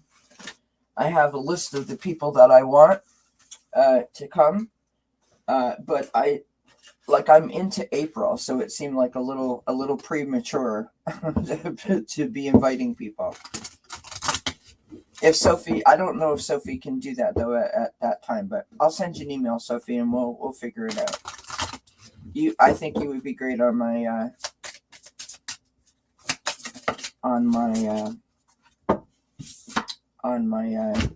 Think Spirit It's Friday show. I can't speak, sorry. Sleep well, my friends. Many blessings to you. Trina, my friend, I've got Pink Moon. Pink Moon. Can you see that okay? Beautiful card. Message on the card reads, the Pink Moon helps you to be more receptive of others and understand their behaviors. Meditate with the Pink Moon to see the good side of people, which is interesting.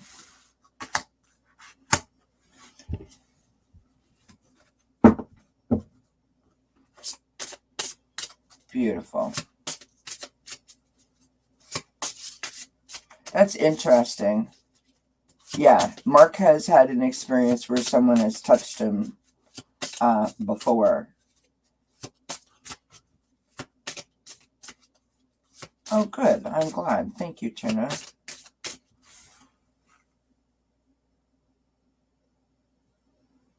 It's all good. You don't have to explain.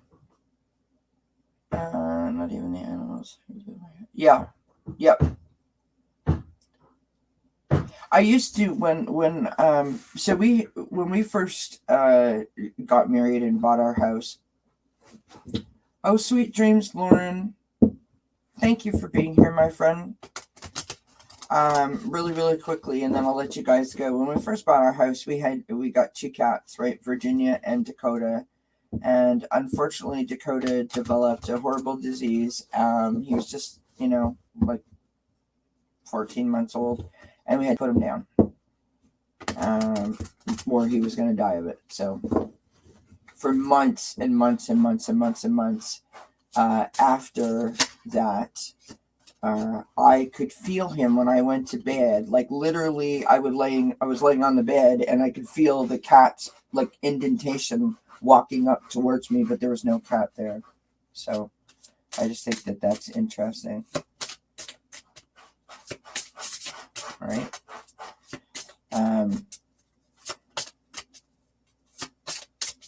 I have a funny story about getting a message that wasn't a message at all, if you guys want to hear it.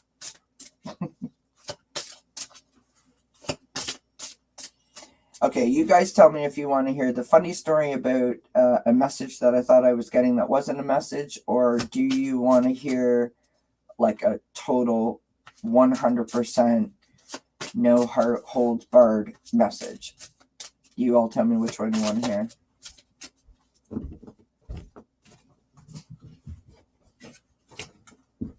Night, Linda. Sweet dreams, my friend. Many blessings to you. Thank you for being with us. You want the funny story? Okay. So, back in the day when my mom passed, I used to have a BlackBerry. And This is so embarrassing, honestly. So we go to my mom's house a couple of days after she passed, and we're out in the garage having a conversation with our stepfather. And I look down at my phone, and on this display screen, it says my mom's name, Sharon. I thought I was going to die. I was like, oh my God, oh my God, oh my God, oh my God, look at my phone, look at my phone. I freaked right out.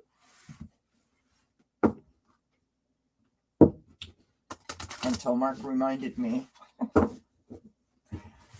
that my phone was just picking up on whose network I was in. And I'm like, right. Duh. So, good night, Trina. Sweet dreams, my friend. Thanks for hanging out with us for a wee bit. Appreciate it. So, that's my funny story about thinking that I was getting some kind of awesome, earth-moving message. And it was like, no, I was just sucked into the right network. That's all. And the point is I was coming from the driveway into the garage, and that's when it switched. And it was like, and I was like, I was like, yeah. Anyway, so I have an awesome message about 11:11, and I'll try to make this quick, because many people have heard this. I'm just shuffling for something to do. I find it soothing. So here's my message about 11:11. So back in 2007, my grandmother got sick and was hospitalized, and in that time, it was about a 3-week time frame. Somewhere in that time, I started seeing 11:11 to the point where I was recognizing, like, I'm seeing it all the time. This is weird. And I had no idea why. I didn't know what the hell it meant. I didn't know, like, I figured it had to mean something, but I don't know, right? One day I went to the hospital to visit my grandmother, and I'll be honest, I was freaked out. As my grandmother was not herself, and that freaked me out. So anyways, there I am, and I'm in the room with her, and there was a clock above the door, and she kept saying, what time is it? What time are they coming? And I looked at the clock. It was not 11:11. It was nowhere near 11:11. It was like 10 something. And she was like, when are they coming? Now, I was smart enough to know that what that meant, right?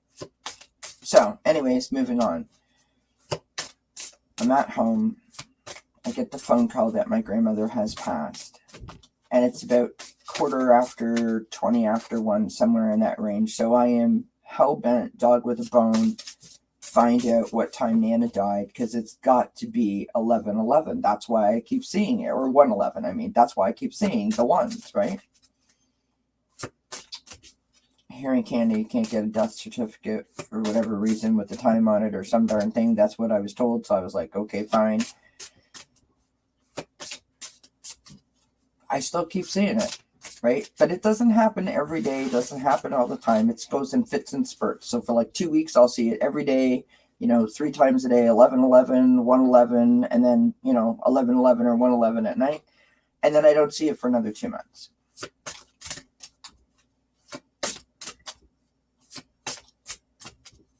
Many, many, many years later, I'm at my mom's house and we're walking down the street. We went for a walk, and in her neighborhood, for whatever reason, all the people sit in the garage. It's the weirdest thing, I think. And the ladies were sitting out in the garage and asked us if we wanted to, come sit down and join them. So we did. And, after a few beers that my mom and the other ladies had, one of the neighbors says to just as a matter of conversation, that she sees 11:11 all the time. Her brother died, and he was in room 111 at the hospital or something like that, or he died at 11 that night. I don't actually remember, but it was something like significant. And it was so funny because after a few beers, all of a sudden my mother was a believer, right? My mom turned around and she was like, oh my God, my daughter, honey, tell them your story. My daughter sees it too. before that, my mom thought I was cray-cray, right? So anyways, I tell the lady my story, and I was just so excited that someone else has had this experience. So I didn't feel like a total loon. Then I went home and I looked it up on the internet, and I find out that 1111, or seeing the angel number 1111, is something about your window of opportunity being open. And I'm like, great, I am no wiser for that information. I don't know what that means, but it doesn't sound negative, so I'll just hold on to that and go with it. All right. And it's 11:11 right now. Thank you, Mommy. Thank you, Mommy. And thank you for ruining my story. Oh my God, you guys can't make that stuff up. Anyway, so moving on with my story. So we find out that while my Nana was in the hospital, my mother's bladder had dropped. And she went to the doctor after my Nana had passed in, a couple months or whatever, and found out that her bladder had dropped and that she needed to have surgery. And under her pre-op for her surgery, that is when they found this spot on her lungs. Which is just interesting to me, right? So again, we fast forward through all that time of my mom's sickness, which was 2 and a bit years, and I keep seeing 11:11 in fits and spurts, right? When my mom's in the hospital and I'm going to the hospital, it was like a 2 and a bit hour drive one way. And sometimes I'd be with my sister, sometimes be with my aunt, sometimes they'd be driving, I'd be their passenger. And no matter what, I'm seeing like 9:11, 4:11, 5:11. And because I see it all the time, I'm getting it's trying to tell me something, but I don't understand. Speaking to Debbie's point about I do not understand what you're trying to tell me here. And so I was driving my family crazy because I was constantly going 7:11, 4:11, 9:11, 1:11, 11:11, 12:11, and they'd be like, we get it, shut up. Nobody cares, right? Because they don't understand. Anyway. So my mom passes away. I continue to see 11:11 all the time. It's still, to this day, see 11:11 all the time, as you just noticed. In June of 2020, I had a reading done by a medium. It was a gift that is not in this community. And we went all the way to the end of the reading. And it was on Zoom. And she said, I don't know why, but I feel like I'm supposed to do this to you, and it's a bit rude. And I'm like, okay. She's like, I feel like I'm doing this. So she said, I'm supposed to point my finger at you.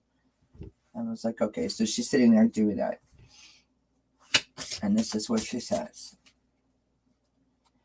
And when you see 11:11, stop doubting it. You know it's me. So it's my mom.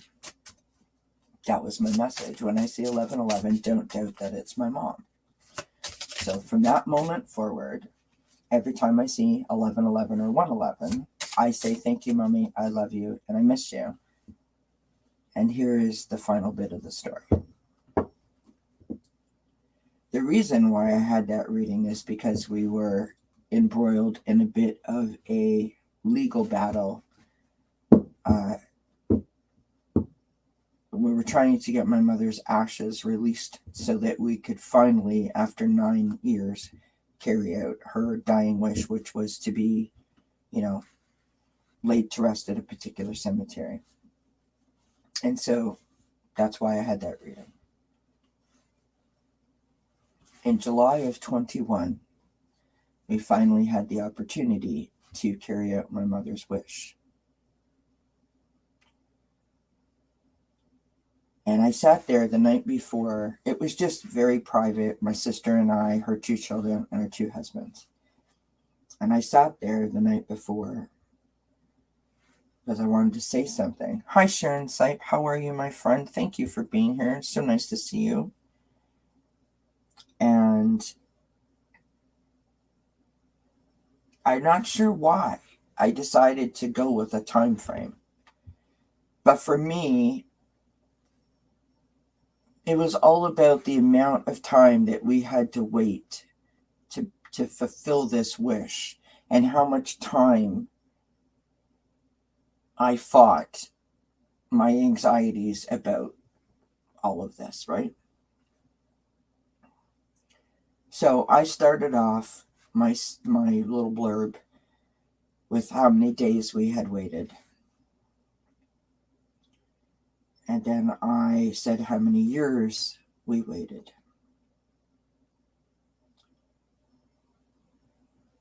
And then I said how many months we waited. Now, how many months do you think we waited? 111 months.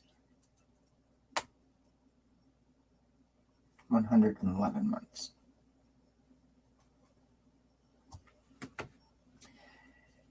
And in the bottom of my mother's little blurb, I said, and I'm reading this straight from here because I seen it and I added it in.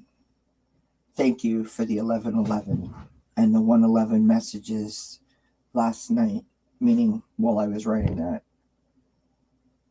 As I was preparing these thoughts, Mummy, it was my confirmation that you're with me and you're watching over me and supporting me. You are my special angel. True story. Right there on my phone. Crazy. 111 months.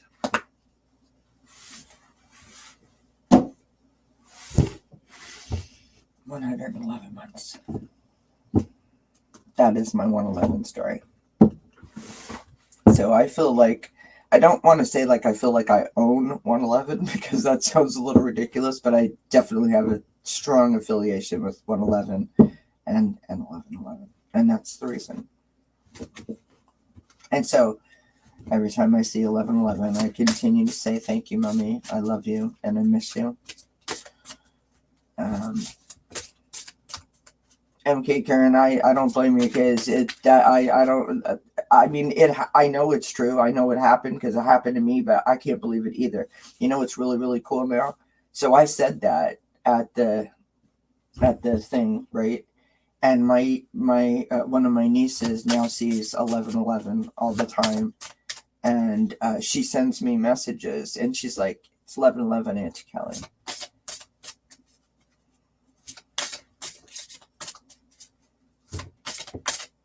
Yeah, it's wild, right? No, I didn't mean that you were questioning me. I'm just saying like that's like, that is a strong confirmation.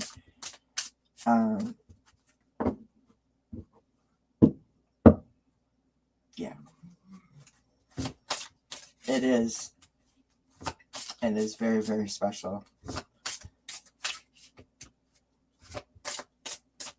I mean, just like Debbie had said before, you know, I often thought that my mom wasn't like, I wasn't feeling my mom. I wasn't getting her. And I was missing it because I was so caught up in my own stuff that I was missing the signs, right? And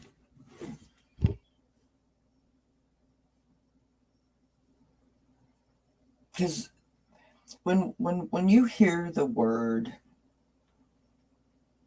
message, you're going to get a message. What's the message? It sounds like someone's going to send you a letter in the mail. And I don't mean that to dismiss it or to make it sound ridiculous. I mean that from all sincerity. When you are new to this, when it's happening to you and it's unexpected, you have a tendency to kind of go, what? You know what I mean? And if you're not open to it, and what I mean by that, in the same way that if you've ever had a reading and they say something back to you and you're like, nope, that's not true. Nope, that never happened. They can't be talking about me. They suck. They're not very good. And then 3 weeks later, you're talking to your aunt or your cousin and they're like, oh my God, they were right. I totally forgot. Because you're not hearing what you want to hear. So it's the same kind of idea to me, right? You're not seeing what you're hoping for or what you're wanting to see. So therefore you miss it. So that's why I said before about the being open to it, right? I wasn't seeing what I thought that I was supposed to be seeing, and so I thought my mom wasn't around me.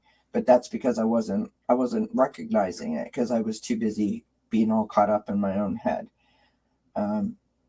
Having said that, the 1111 and the 111, it comes in fits and spurts, like I said, and I probably have gone for months and not seen it. And when I do, I start to feel a little bit weird about it, because I'm so used to seeing it that it seems weird. And now I'm seeing other numbers. There was a couple of days last week where, and I mean, whatever. Like it was like 222. Then every time I looked at the clock, it was the same digits, but another hour had passed by. So 222, 333, 444, and I'm like, really? Come on now.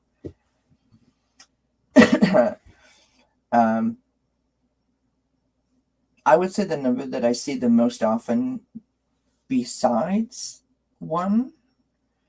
So like 111 is, I see 222 all the time, and then I also see 444 an awful lot. And I believe that 222 is protection. I have my angel numbers in my deck. I'd have to look it up. How bad is that? I believe that 222 is protection. I know that 5 is change. I don't remember what number 4 is. Does anyone know what number 4 is? So 777 is luck. 9 is releasing. 8 is balance. 6 is reflection. Hold on, I'm going through the deck here. 555 is transformation. Yeah, these are the angel numbers. Like if you see the triple digits, what it means for the angel numbers, not numerology necessarily, although they can be the same thing. Sometimes they're different though.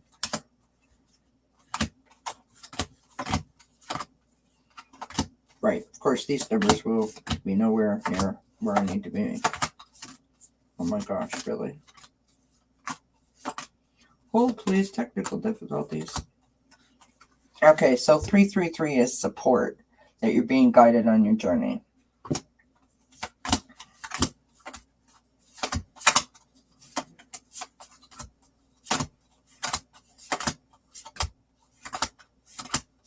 And 444, that's what I'm looking for.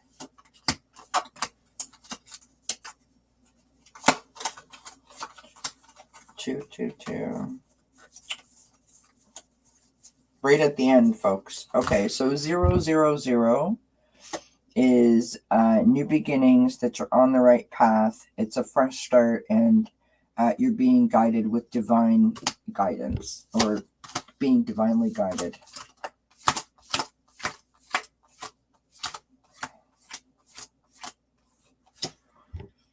Uh, 111 or 111 is intentions are being heard and that you're on the right path. 444 is protection, listening to your intuition and releasing your fears and your anxieties. There's many different variations in terms of the different meanings, right? Like there's like this many. I just took like sort of like the properties of it, if that makes sense, when I wrote these cards. 222 is your alignment. So you're in alignment. You're in the right place at the right time, and you're on the correct path at this moment. That is what they mean, my friends.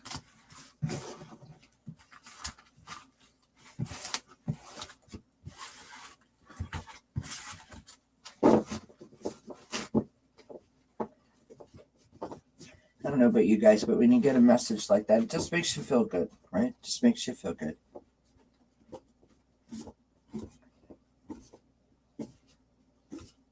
Just makes you feel good.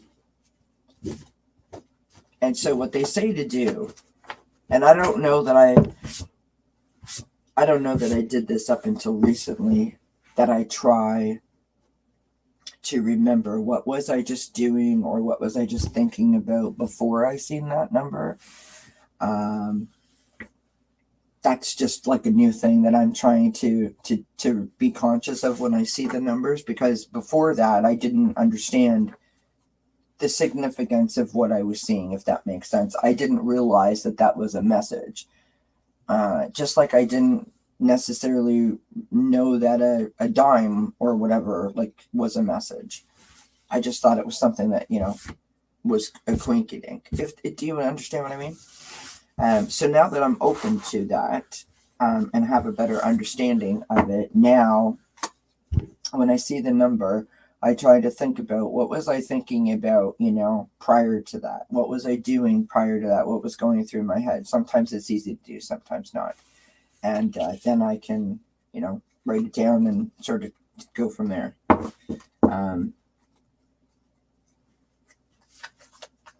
Number 8, Debbie. So if you see 888, it's about balance, and it's about success and abundance, and sort of like that the universe is unified, right? So whether you're doing something in terms of helping the universe be more unified, whether you are worried about that. I mean, say you were like an ambulance driver or a police officer or a doctor. At this time, you know, that we find ourselves in, it might be something that you would see from spirit letting you know that you are doing your part, right? That you're putting forth your stamp on the universe's unity. Do you know what I mean? So it's interesting. Do you see 8s a lot?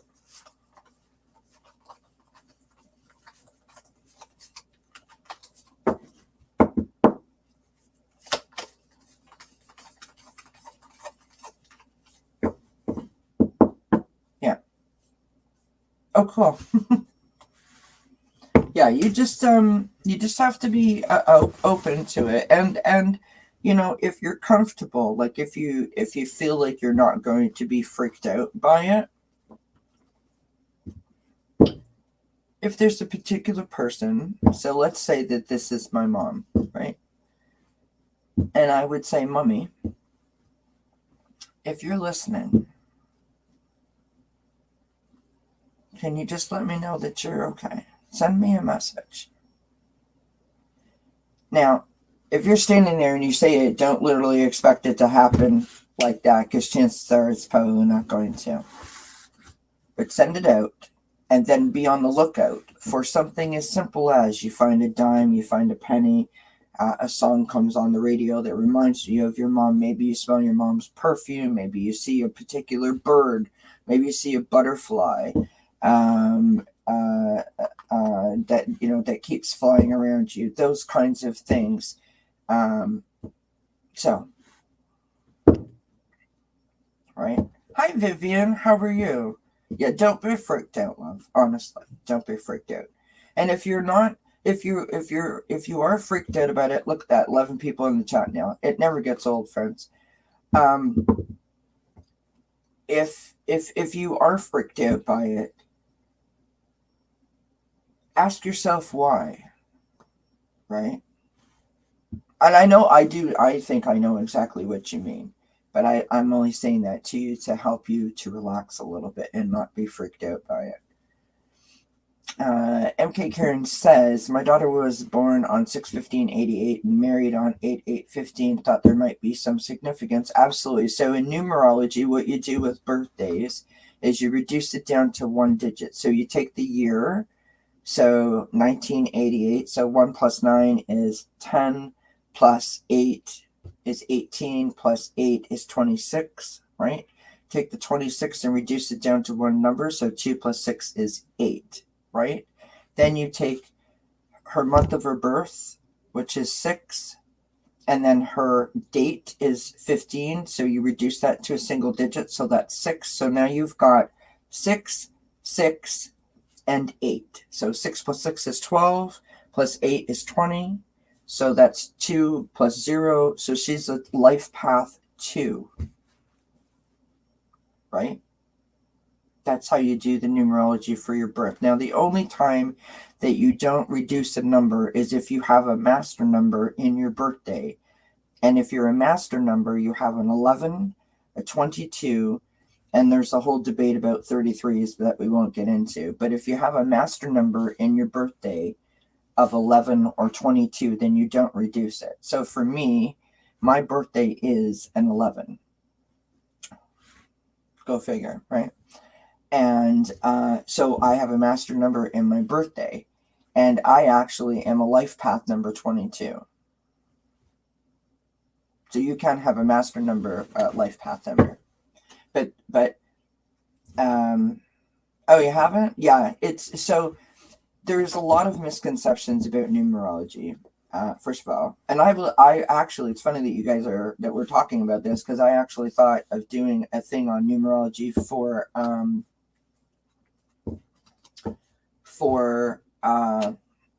Achieving Wellness one night, because there's a lot of misconceptions about how you actually go about figuring out your life path number. And so what you don't do is you don't take, so let's just use a date, June 1st, 1970. You don't add all of that together and reduce it to a single digit. That's not how you do it. You take the year of the birth first and reduce that to a single digit. Don't ask me why. This is just what they say. You take the year first, you reduce that to a single digit, and you leave that to the side. And then you take the month and the date, and you reduce those to a single digit, and then you add it all together and reduce that to a single digit. The only time you don't is when you have a master number. You don't reduce that any further, if that makes sense. Okay, so I'm reading your comment. Did you see that her wedding date goes backwards from her birthday? Let me go back up here. Interesting.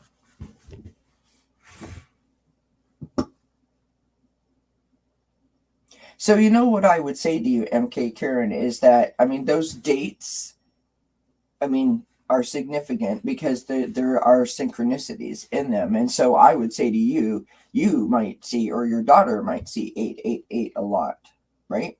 Do you see 888 often?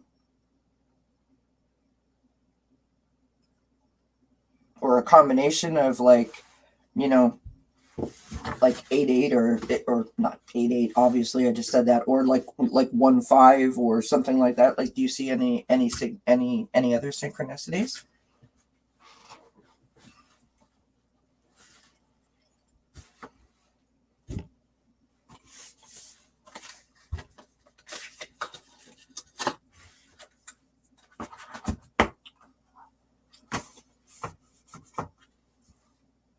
See, that's the part that like I would find interesting about that those, so if you have, this is just my take, I'm not like connected to spirit in, like, I'm not channeling it or anything, but this is just what I think.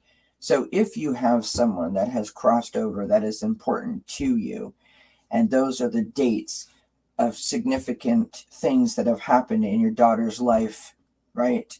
That is someone sending you a direct message that they are with you on those moments. That's kind of what that feels like to me. Yeah, you did. You picked that number tonight. So I don't know if you had a significant person in your life that wasn't around when your daughter was born. But that sounds to me like that's like divinely timed. Do you know what I'm saying? That would be my guess.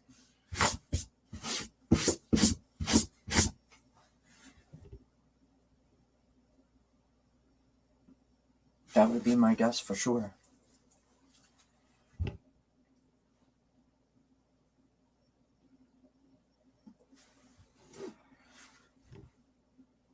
What do you think, Anna?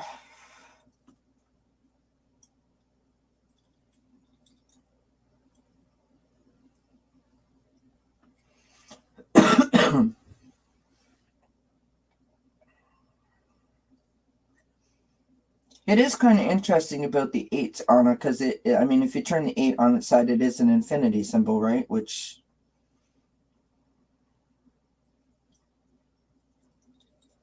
there you go. There you go. The next time that you happen to be on a show where there's a medium like Susan Lynn or Jen Lynn or the Soul Sisters, Lisa can do it, Debbie, Freebird Spirit, Scott, ask.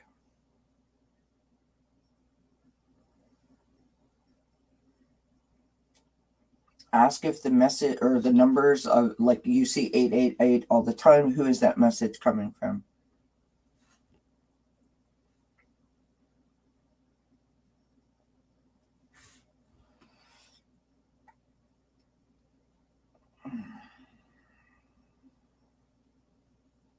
So there you have two possibilities, right? A rebirth, so meaning someone that's close to you has come back, and your daughter. Is your daughter like your mom? Or like anybody else, maybe like a grandmother or someone like that you were very close to? Sometimes it's not even someone that you were close to, but someone that's influenced you. Like you could have had a great grandmother that you may not have even known or known for a short time, that has, that you've been told about, right? That knew about you, not necessarily you knowing about them, other than stories, right? That's a possibility, absolutely. And then, of course, the infinity symbol, that's just like the cycle of life, right? You're going around and around and around. So, that's an interesting sort of conversation.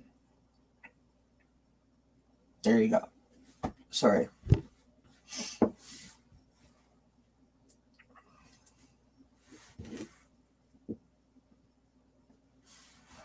It is interesting. It absolutely is interesting. I mean, for entertainment purposes only, right? We can think whatever the heck we want. And I say this, because there's a lot of people that think it's hogwash when you say the same numbers that it means anything. I say this to you. If you find a dime, if you see 1111, you see 888, if you think that that your daughter's daughter has a lot of your mom's personality, then if that brings you joy and it makes you happy, then believe it and go with it. Because bringing yourself joy in that way is never going to serve you in a negative way, if that makes sense, right? It's only going to make you feel happy and feel blessed and honored that those people came to visit, came to let you know that you're being thought of, that you're loved, that you're being watched over, that you're being protected. There's, in my opinion, there's nothing wrong with that. That's just beautiful. So, right? Like if you want to believe that your mom is a butterfly, if you want to believe that your father comes to visit you via a bird, if you think that, your grandfather is, the cardinal that comes and sits outside your window, then do it, because it's no harm, no foul, right? If you smell, your auntie's perfume or something, then that's a beautiful thing. I personally feel, anyway.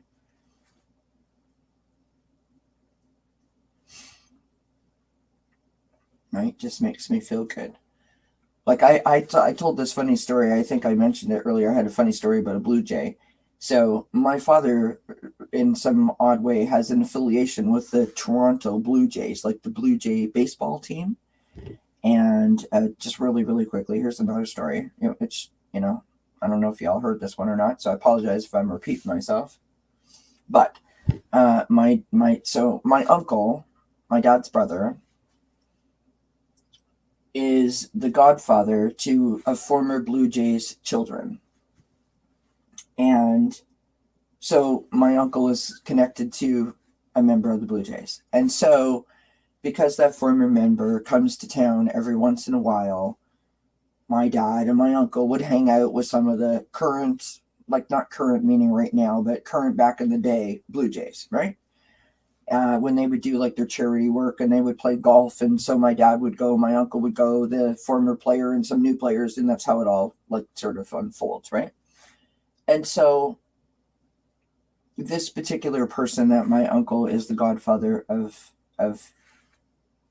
the children of, that former player was always very kind to my father. And he played for the Toronto Blue Jays when they won the World Series in 1991 and 93. And I actually had Christmas dinner with him one night, which that's a whole other story, but I don't mean me personally by myself. I mean my family and him. It was very strange. But anyways, we'll tell that story another night.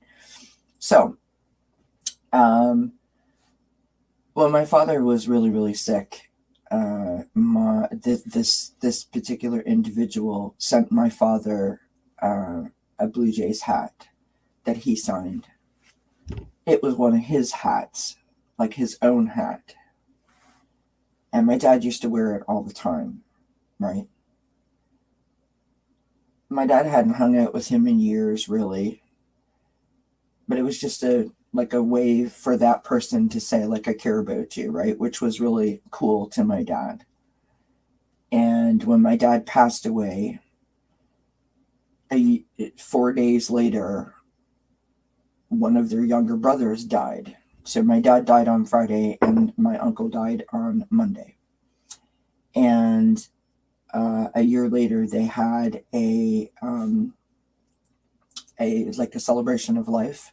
So the uncle that was the godfather had a celebration of life for my dad, as well as their other brother that had passed the 4 days later. And that Blue Jay person, along with some other Blue Jays, showed up at my dad's celebration of life.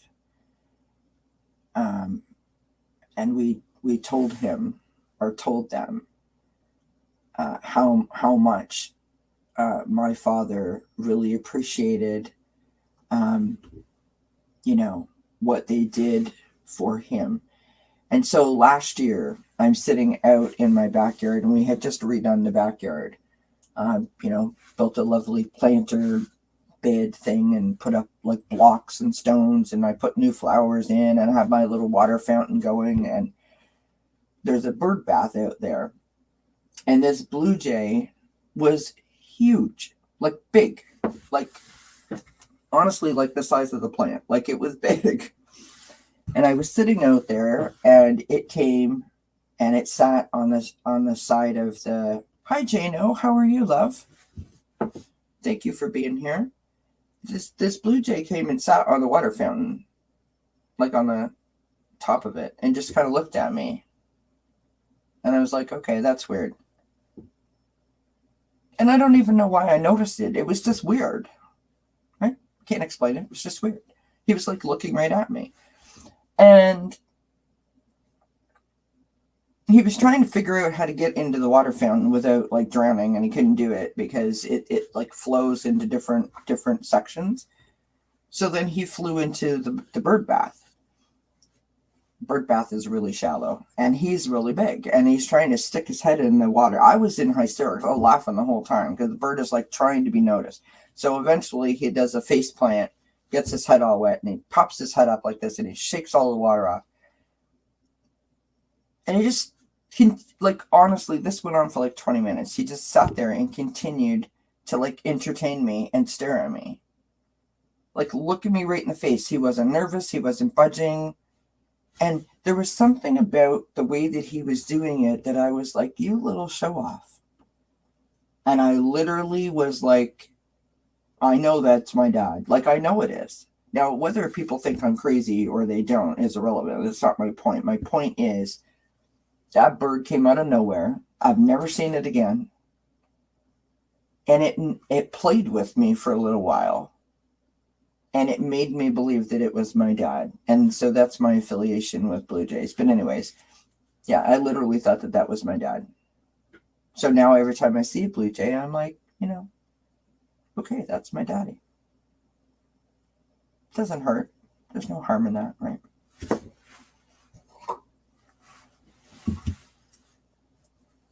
Yeah, it was very cool of him.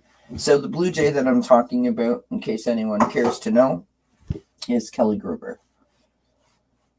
That is the Blue Jay that I am referring to. Such a kind, decent, honest, wonderful human being. Oh, that's lovely. I mean, it's such a gift. It's such an honor when they come to visit, right?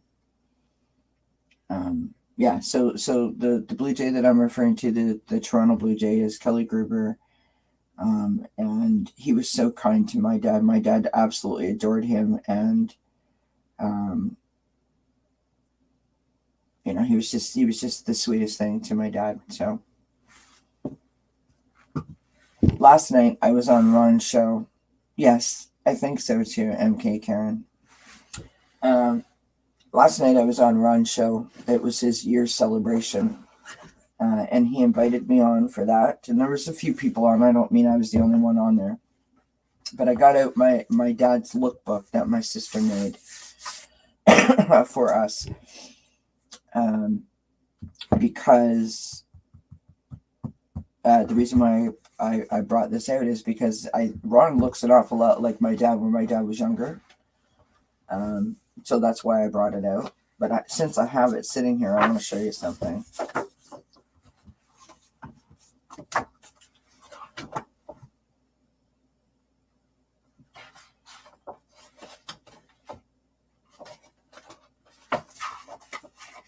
Bear with me, friends.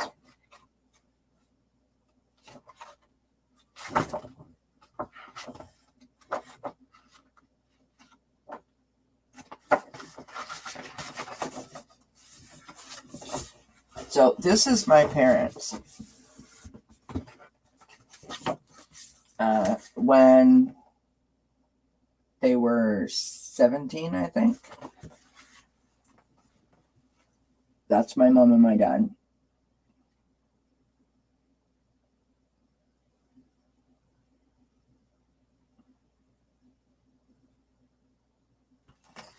When they were 17 years old.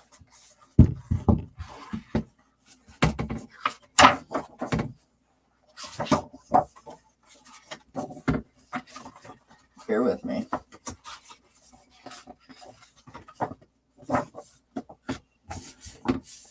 This is my parents when they're pregnant with me at 22.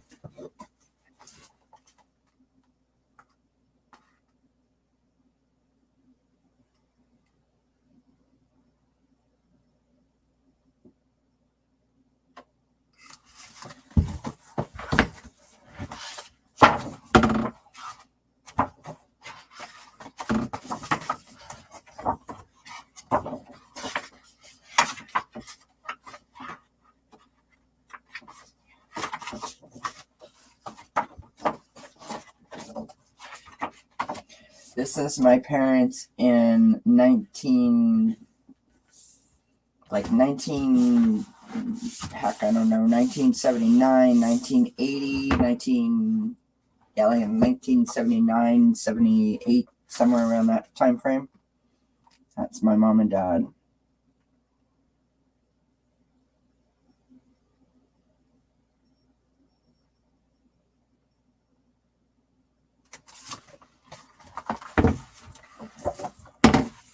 Oh, thank you, Gypsy JJ.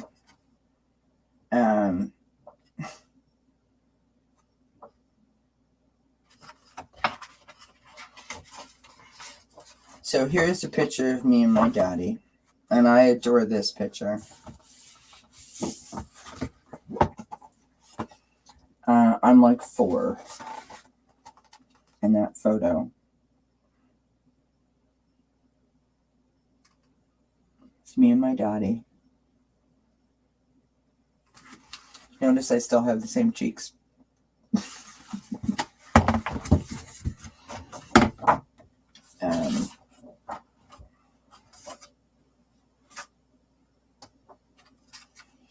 Yeah.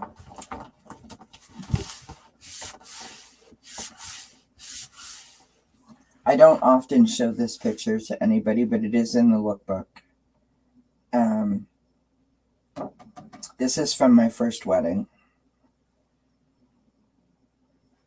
And that's obviously why I don't show it to many people, because it seems disrespectful to my new husband. But my father only walked me down the aisle one time, and that was at that wedding. So there you have it. So this is a picture from that day.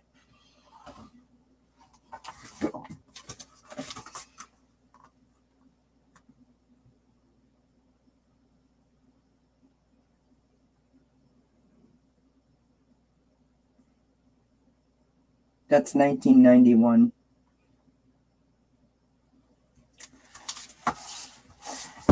And you can see in that picture how I'm looking at my dad, right? And I'm going to end tonight with this. You can see how I'm staring at my daddy, right? And the reason why I'm staring at my dad is not for the reason that anyone would think, because I'm like so proud, I'm so happy. It's because literally my father just said to me, you'll notice in the picture that there was like open slats, but there was doors. So we were standing on the other side of the door. The slats were open, but the doors were closed. And we were standing on the other side of the door. And the guy that's there is saying like, are you ready? Right? And I'm like, yep. And my dad's like, yep. And then he looks at me and he goes, and don't fuck this up. And I'm like, what? And he did that because I was nervous, right? And he said, like, don't this up and embarrass me. That's what he literally said to me. And I was like, I can't believe he just said that. That's why my eyeballs were like that. So that's my funny story about that picture, which when you look at it, you think I'm just like, oh my God, Daddy. It wasn't that. It was like, oh my God, Dad, really? That's what my dad was. What can I tell you? And so I think that the greatest gift that I have from my father is my father was a storyteller, and I am nothing but a storyteller. So I wear that badge with honor because of my daddy. I just think that's the cutest thing ever. I really do. I wasn't so cute in the moment, but is now. Hi, Jenny. How are you? Thank you for being here. What was this message that you just said? Can I get at it? I am a Gemini and he is a Scorpio. His current feelings and the future of the connection.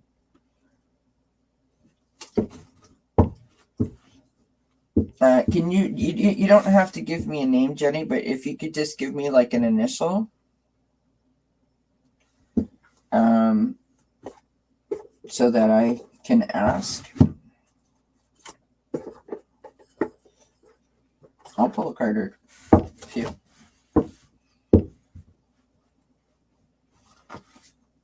I got no problems with that.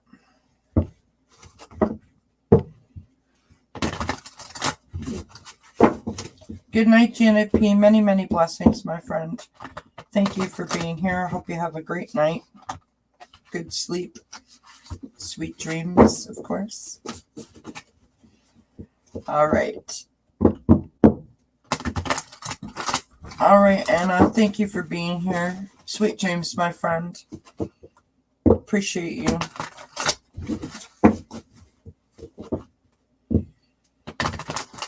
No, I didn't, MK Karen.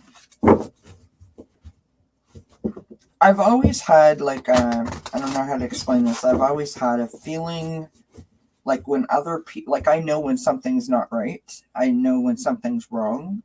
I don't necessarily know what's not right or what's wrong, but I've always had like a knowing, and I feel things. So like if you say you're sick and I'm connected to you, then I feel sick. But that's usually only people that were like within my very, very close circle or my close family, if that makes sense. Oh. All right.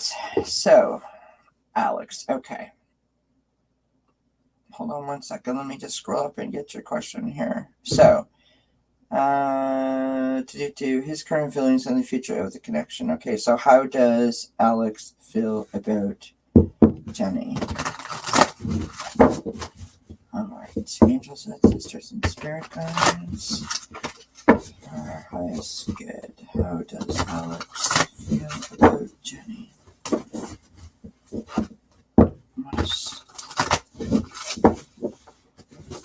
Alex feeling about Jenny? What is the connection between Jenny and Alex?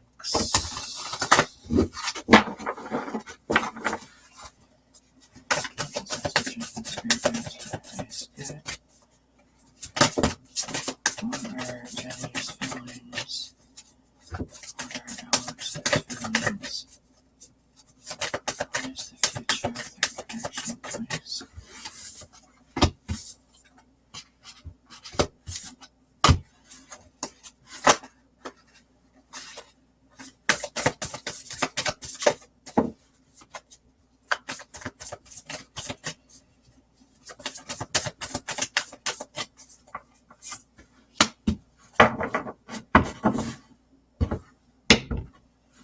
You got some interesting energies going on here, Jenny. You've got the Two of Cups, which is about love. That's on the bottom of the deck, right? That's about union and harmony and feeling connected to someone.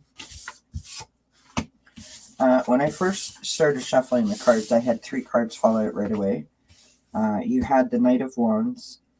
You have the Queen of Pentacles and the Queen of Wands. So that's a lot of fire energy. And I believe that you said, sorry, bear with me here. I scroll back up again. So you're a Gemini and he's a Scorpio. So neither one of you are fire energies. That just means that's the element. So that's Leo, Sagittarius, and Aries. Those are fire signs. You are, however, I believe, a Pentacles, meaning an earth energy. So those 3 cards speak to, I believe, you and how you are, your personality. So you are someone who is determined. You are someone who is very wise, someone who is very intelligent, someone who is a good communicator. You care about your family. And you also have a spirited side to you where you like to have a little bit of adventure and a little bit of fun. So I think those are talking about you. Then I've got the Two of Pentacles, and the Two of Pentacles is all about trying to find and maintain a good balance in your life to sort of maintain that stability, that equilibrium, right? Good night, Vivian. Sweet dreams to you, my friend. Many, many blessings for being here. I appreciate you. And then I've got the Ten of Wands.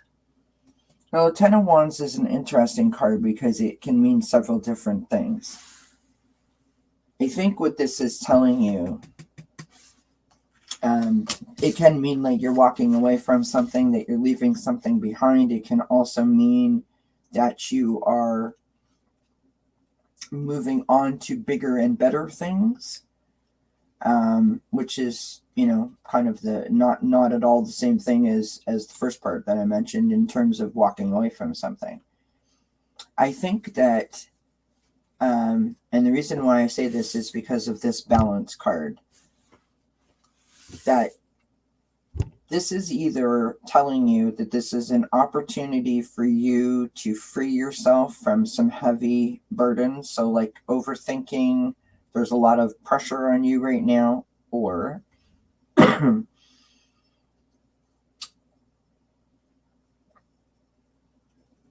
it's a message to keep going, right? Now, I realize that sounds a little bit confusing, but I'm going to pull a couple more little cards here and just see. And the reason why I think it's either a message that you're on the right path and to keep going, or that you're carrying too many burdens, is because we have the balance card. And the balance card implies that something's a little, you know what I mean? Like you're having trouble with it. So let me pull a few more cards here. Let's see what we can get for you, okay? All right, message for Jenny and Alex. Relationship.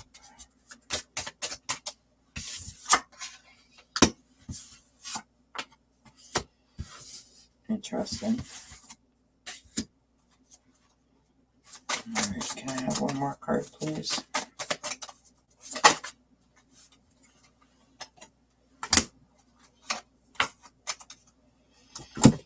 Okay, so the first card that I got out, this is from the relationship section. There's conflict, which wouldn't, I mean, that's probably why you're asking the question, right? And you don't need to answer me. I'm just telling you what I got. This is from my own deck of cards that I made myself. So it's a bunch of words and different statements that resonate with me. this is meditation. So this is from like the healing section of my Oracle deck, which talks about slowing down your mind, sort of clearing your negative energy out of yourself, being still. So being in the moment, sort of like doing a little bit of not really self-care, but sort of like that. It's more about a quieting than it is about looking after yourself. Although it does come to the same result of looking after yourself, if that makes sense. We have celebration, which is about love and laughter and hope and abundance. And that's what the Two of Cups speaks to. That's what the Knight of Wands, as well as the Queen of Wands, they both speak to those kinds of energies of happiness and love and abundance and unity, right? You have the relationship with spirit. So this speaks to you about being protected. It speaks to you about being guided. It speaks to you about feeling loved, your inner peace and your connection. So I really think that you would do well with taking a moment for yourself, or however long you feel you need, to ask yourself some hard questions, right? Because it's really not, and pardon me for saying, it's really not about how the other person feels, it's about how you feel, right? In terms of, you can't really fully give your love to someone if you're feeling some sort of way inside, whether I don't know what the cause of it is, but do you know what I mean? I hope that makes sense. I'll pull one more card for you left, just because been there, done that. So let me pull one more card for you and see if that will help you, okay?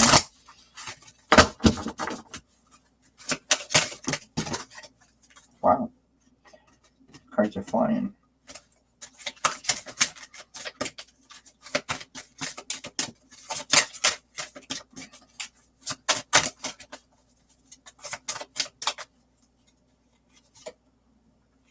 Beautiful. So this is, I don't know if you can see that okay. Hopefully the glare isn't too bad. That's a beautiful image. So this is from a deck called the Oracle of the Fairies, right? So it's light.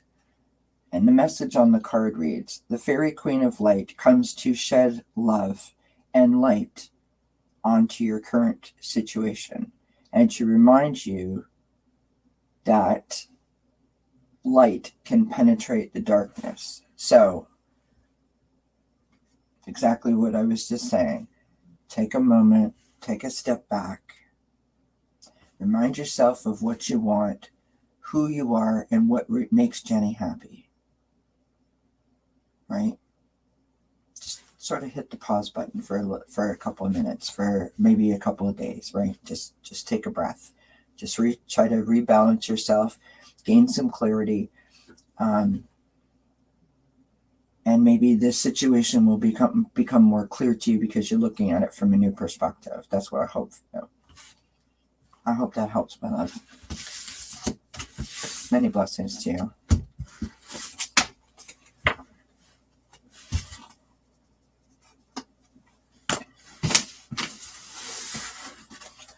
All right, my friends, I think we're going to call it a night. We've been here for 2 hours and 33 minutes. That was not my intention. Never is, but there you have it, because it's what happens when you tell stories. Right? I don't even know what the heck I was saying. So yeah, don't forget to thumbs up and subscribe and all that good stuff. And if you want to connect with us on Facebook or Instagram, the information is below in the description box. We will be back here tomorrow at 1 p.m. I don't even know when we're back here. How bad is that? I think that we were on Tuesday. I'm with Jane at 8:30 Eastern time, and I believe that Tuesday afternoon I am here at 1 p.m. doing oracles and chat.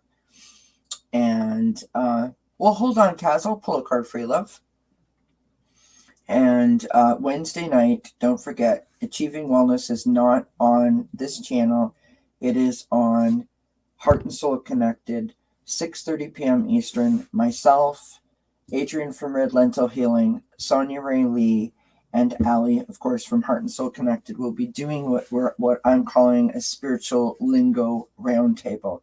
So all the words that we hear in different rooms by different readers about, how to center yourself and enlightenment and awakening. What do these words actually mean? How do we achieve finding our center, for example? How do we approach when someone says to us that you're about to have a transformation or an enlightenment or an awakening? What does it mean? What do we need to know about it?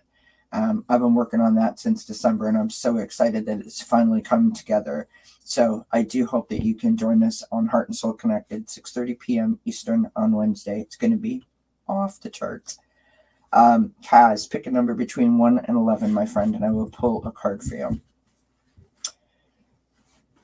I love you right back, Gypsy JJ. Thank you so much for being here, my friend. Many, many blessings to you. Sweet dreams, of course. Oh, thanks, MK Karen. I love when you come to visit. I love when you participate in the chat. Thank you so much for being here. And I am so looking forward to Wednesday. I'm really, really excited about it. And number 5. Mambo number 5. Sorry, random. Nobody wants to hear me saying, trust me.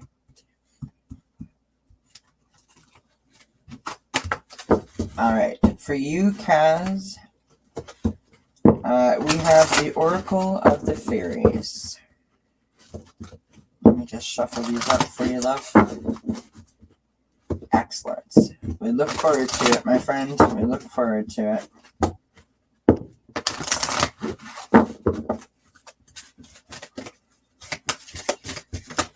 Wow. That just flipped right over. I barely even got your name out. Look at that gorgeous image. Transformation. This fairy tells you to surrender to transformation in your life that's happening for your highest good. Embrace your transformation because the best is yet to come.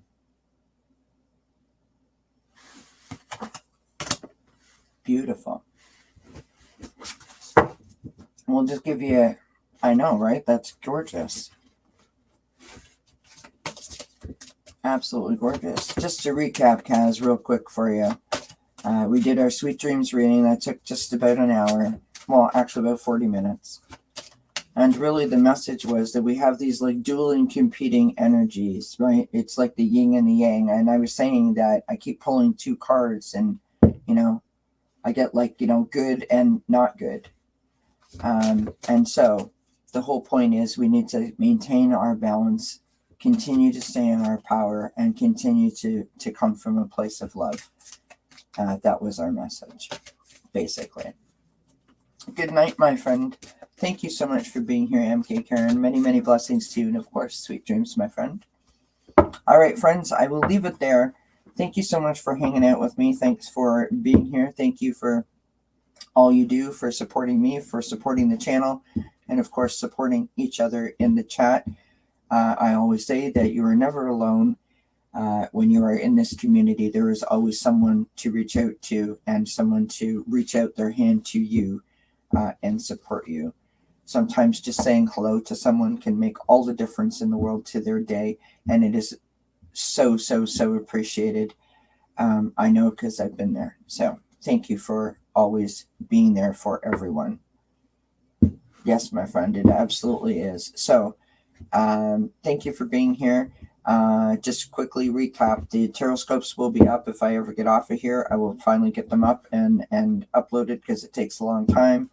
That's the first thing. The second thing, I will be on Jane the Seeker's channel on Tuesday at 8:30 a.m. Eastern Time. Wednesday, no Achieving Wellness here. Achieving Wellness is on Heart and Soul Connected at 6:30 p.m. Myself, Sonia Ray Lee, Adrian from Red Lentil Healing, and Ali, of course, from Heart and Soul Connected. We'll be doing a spiritual lingo thing. And I think that's all that I have to report. So Many, many blessings to you, and I hope you all have sweet dreams.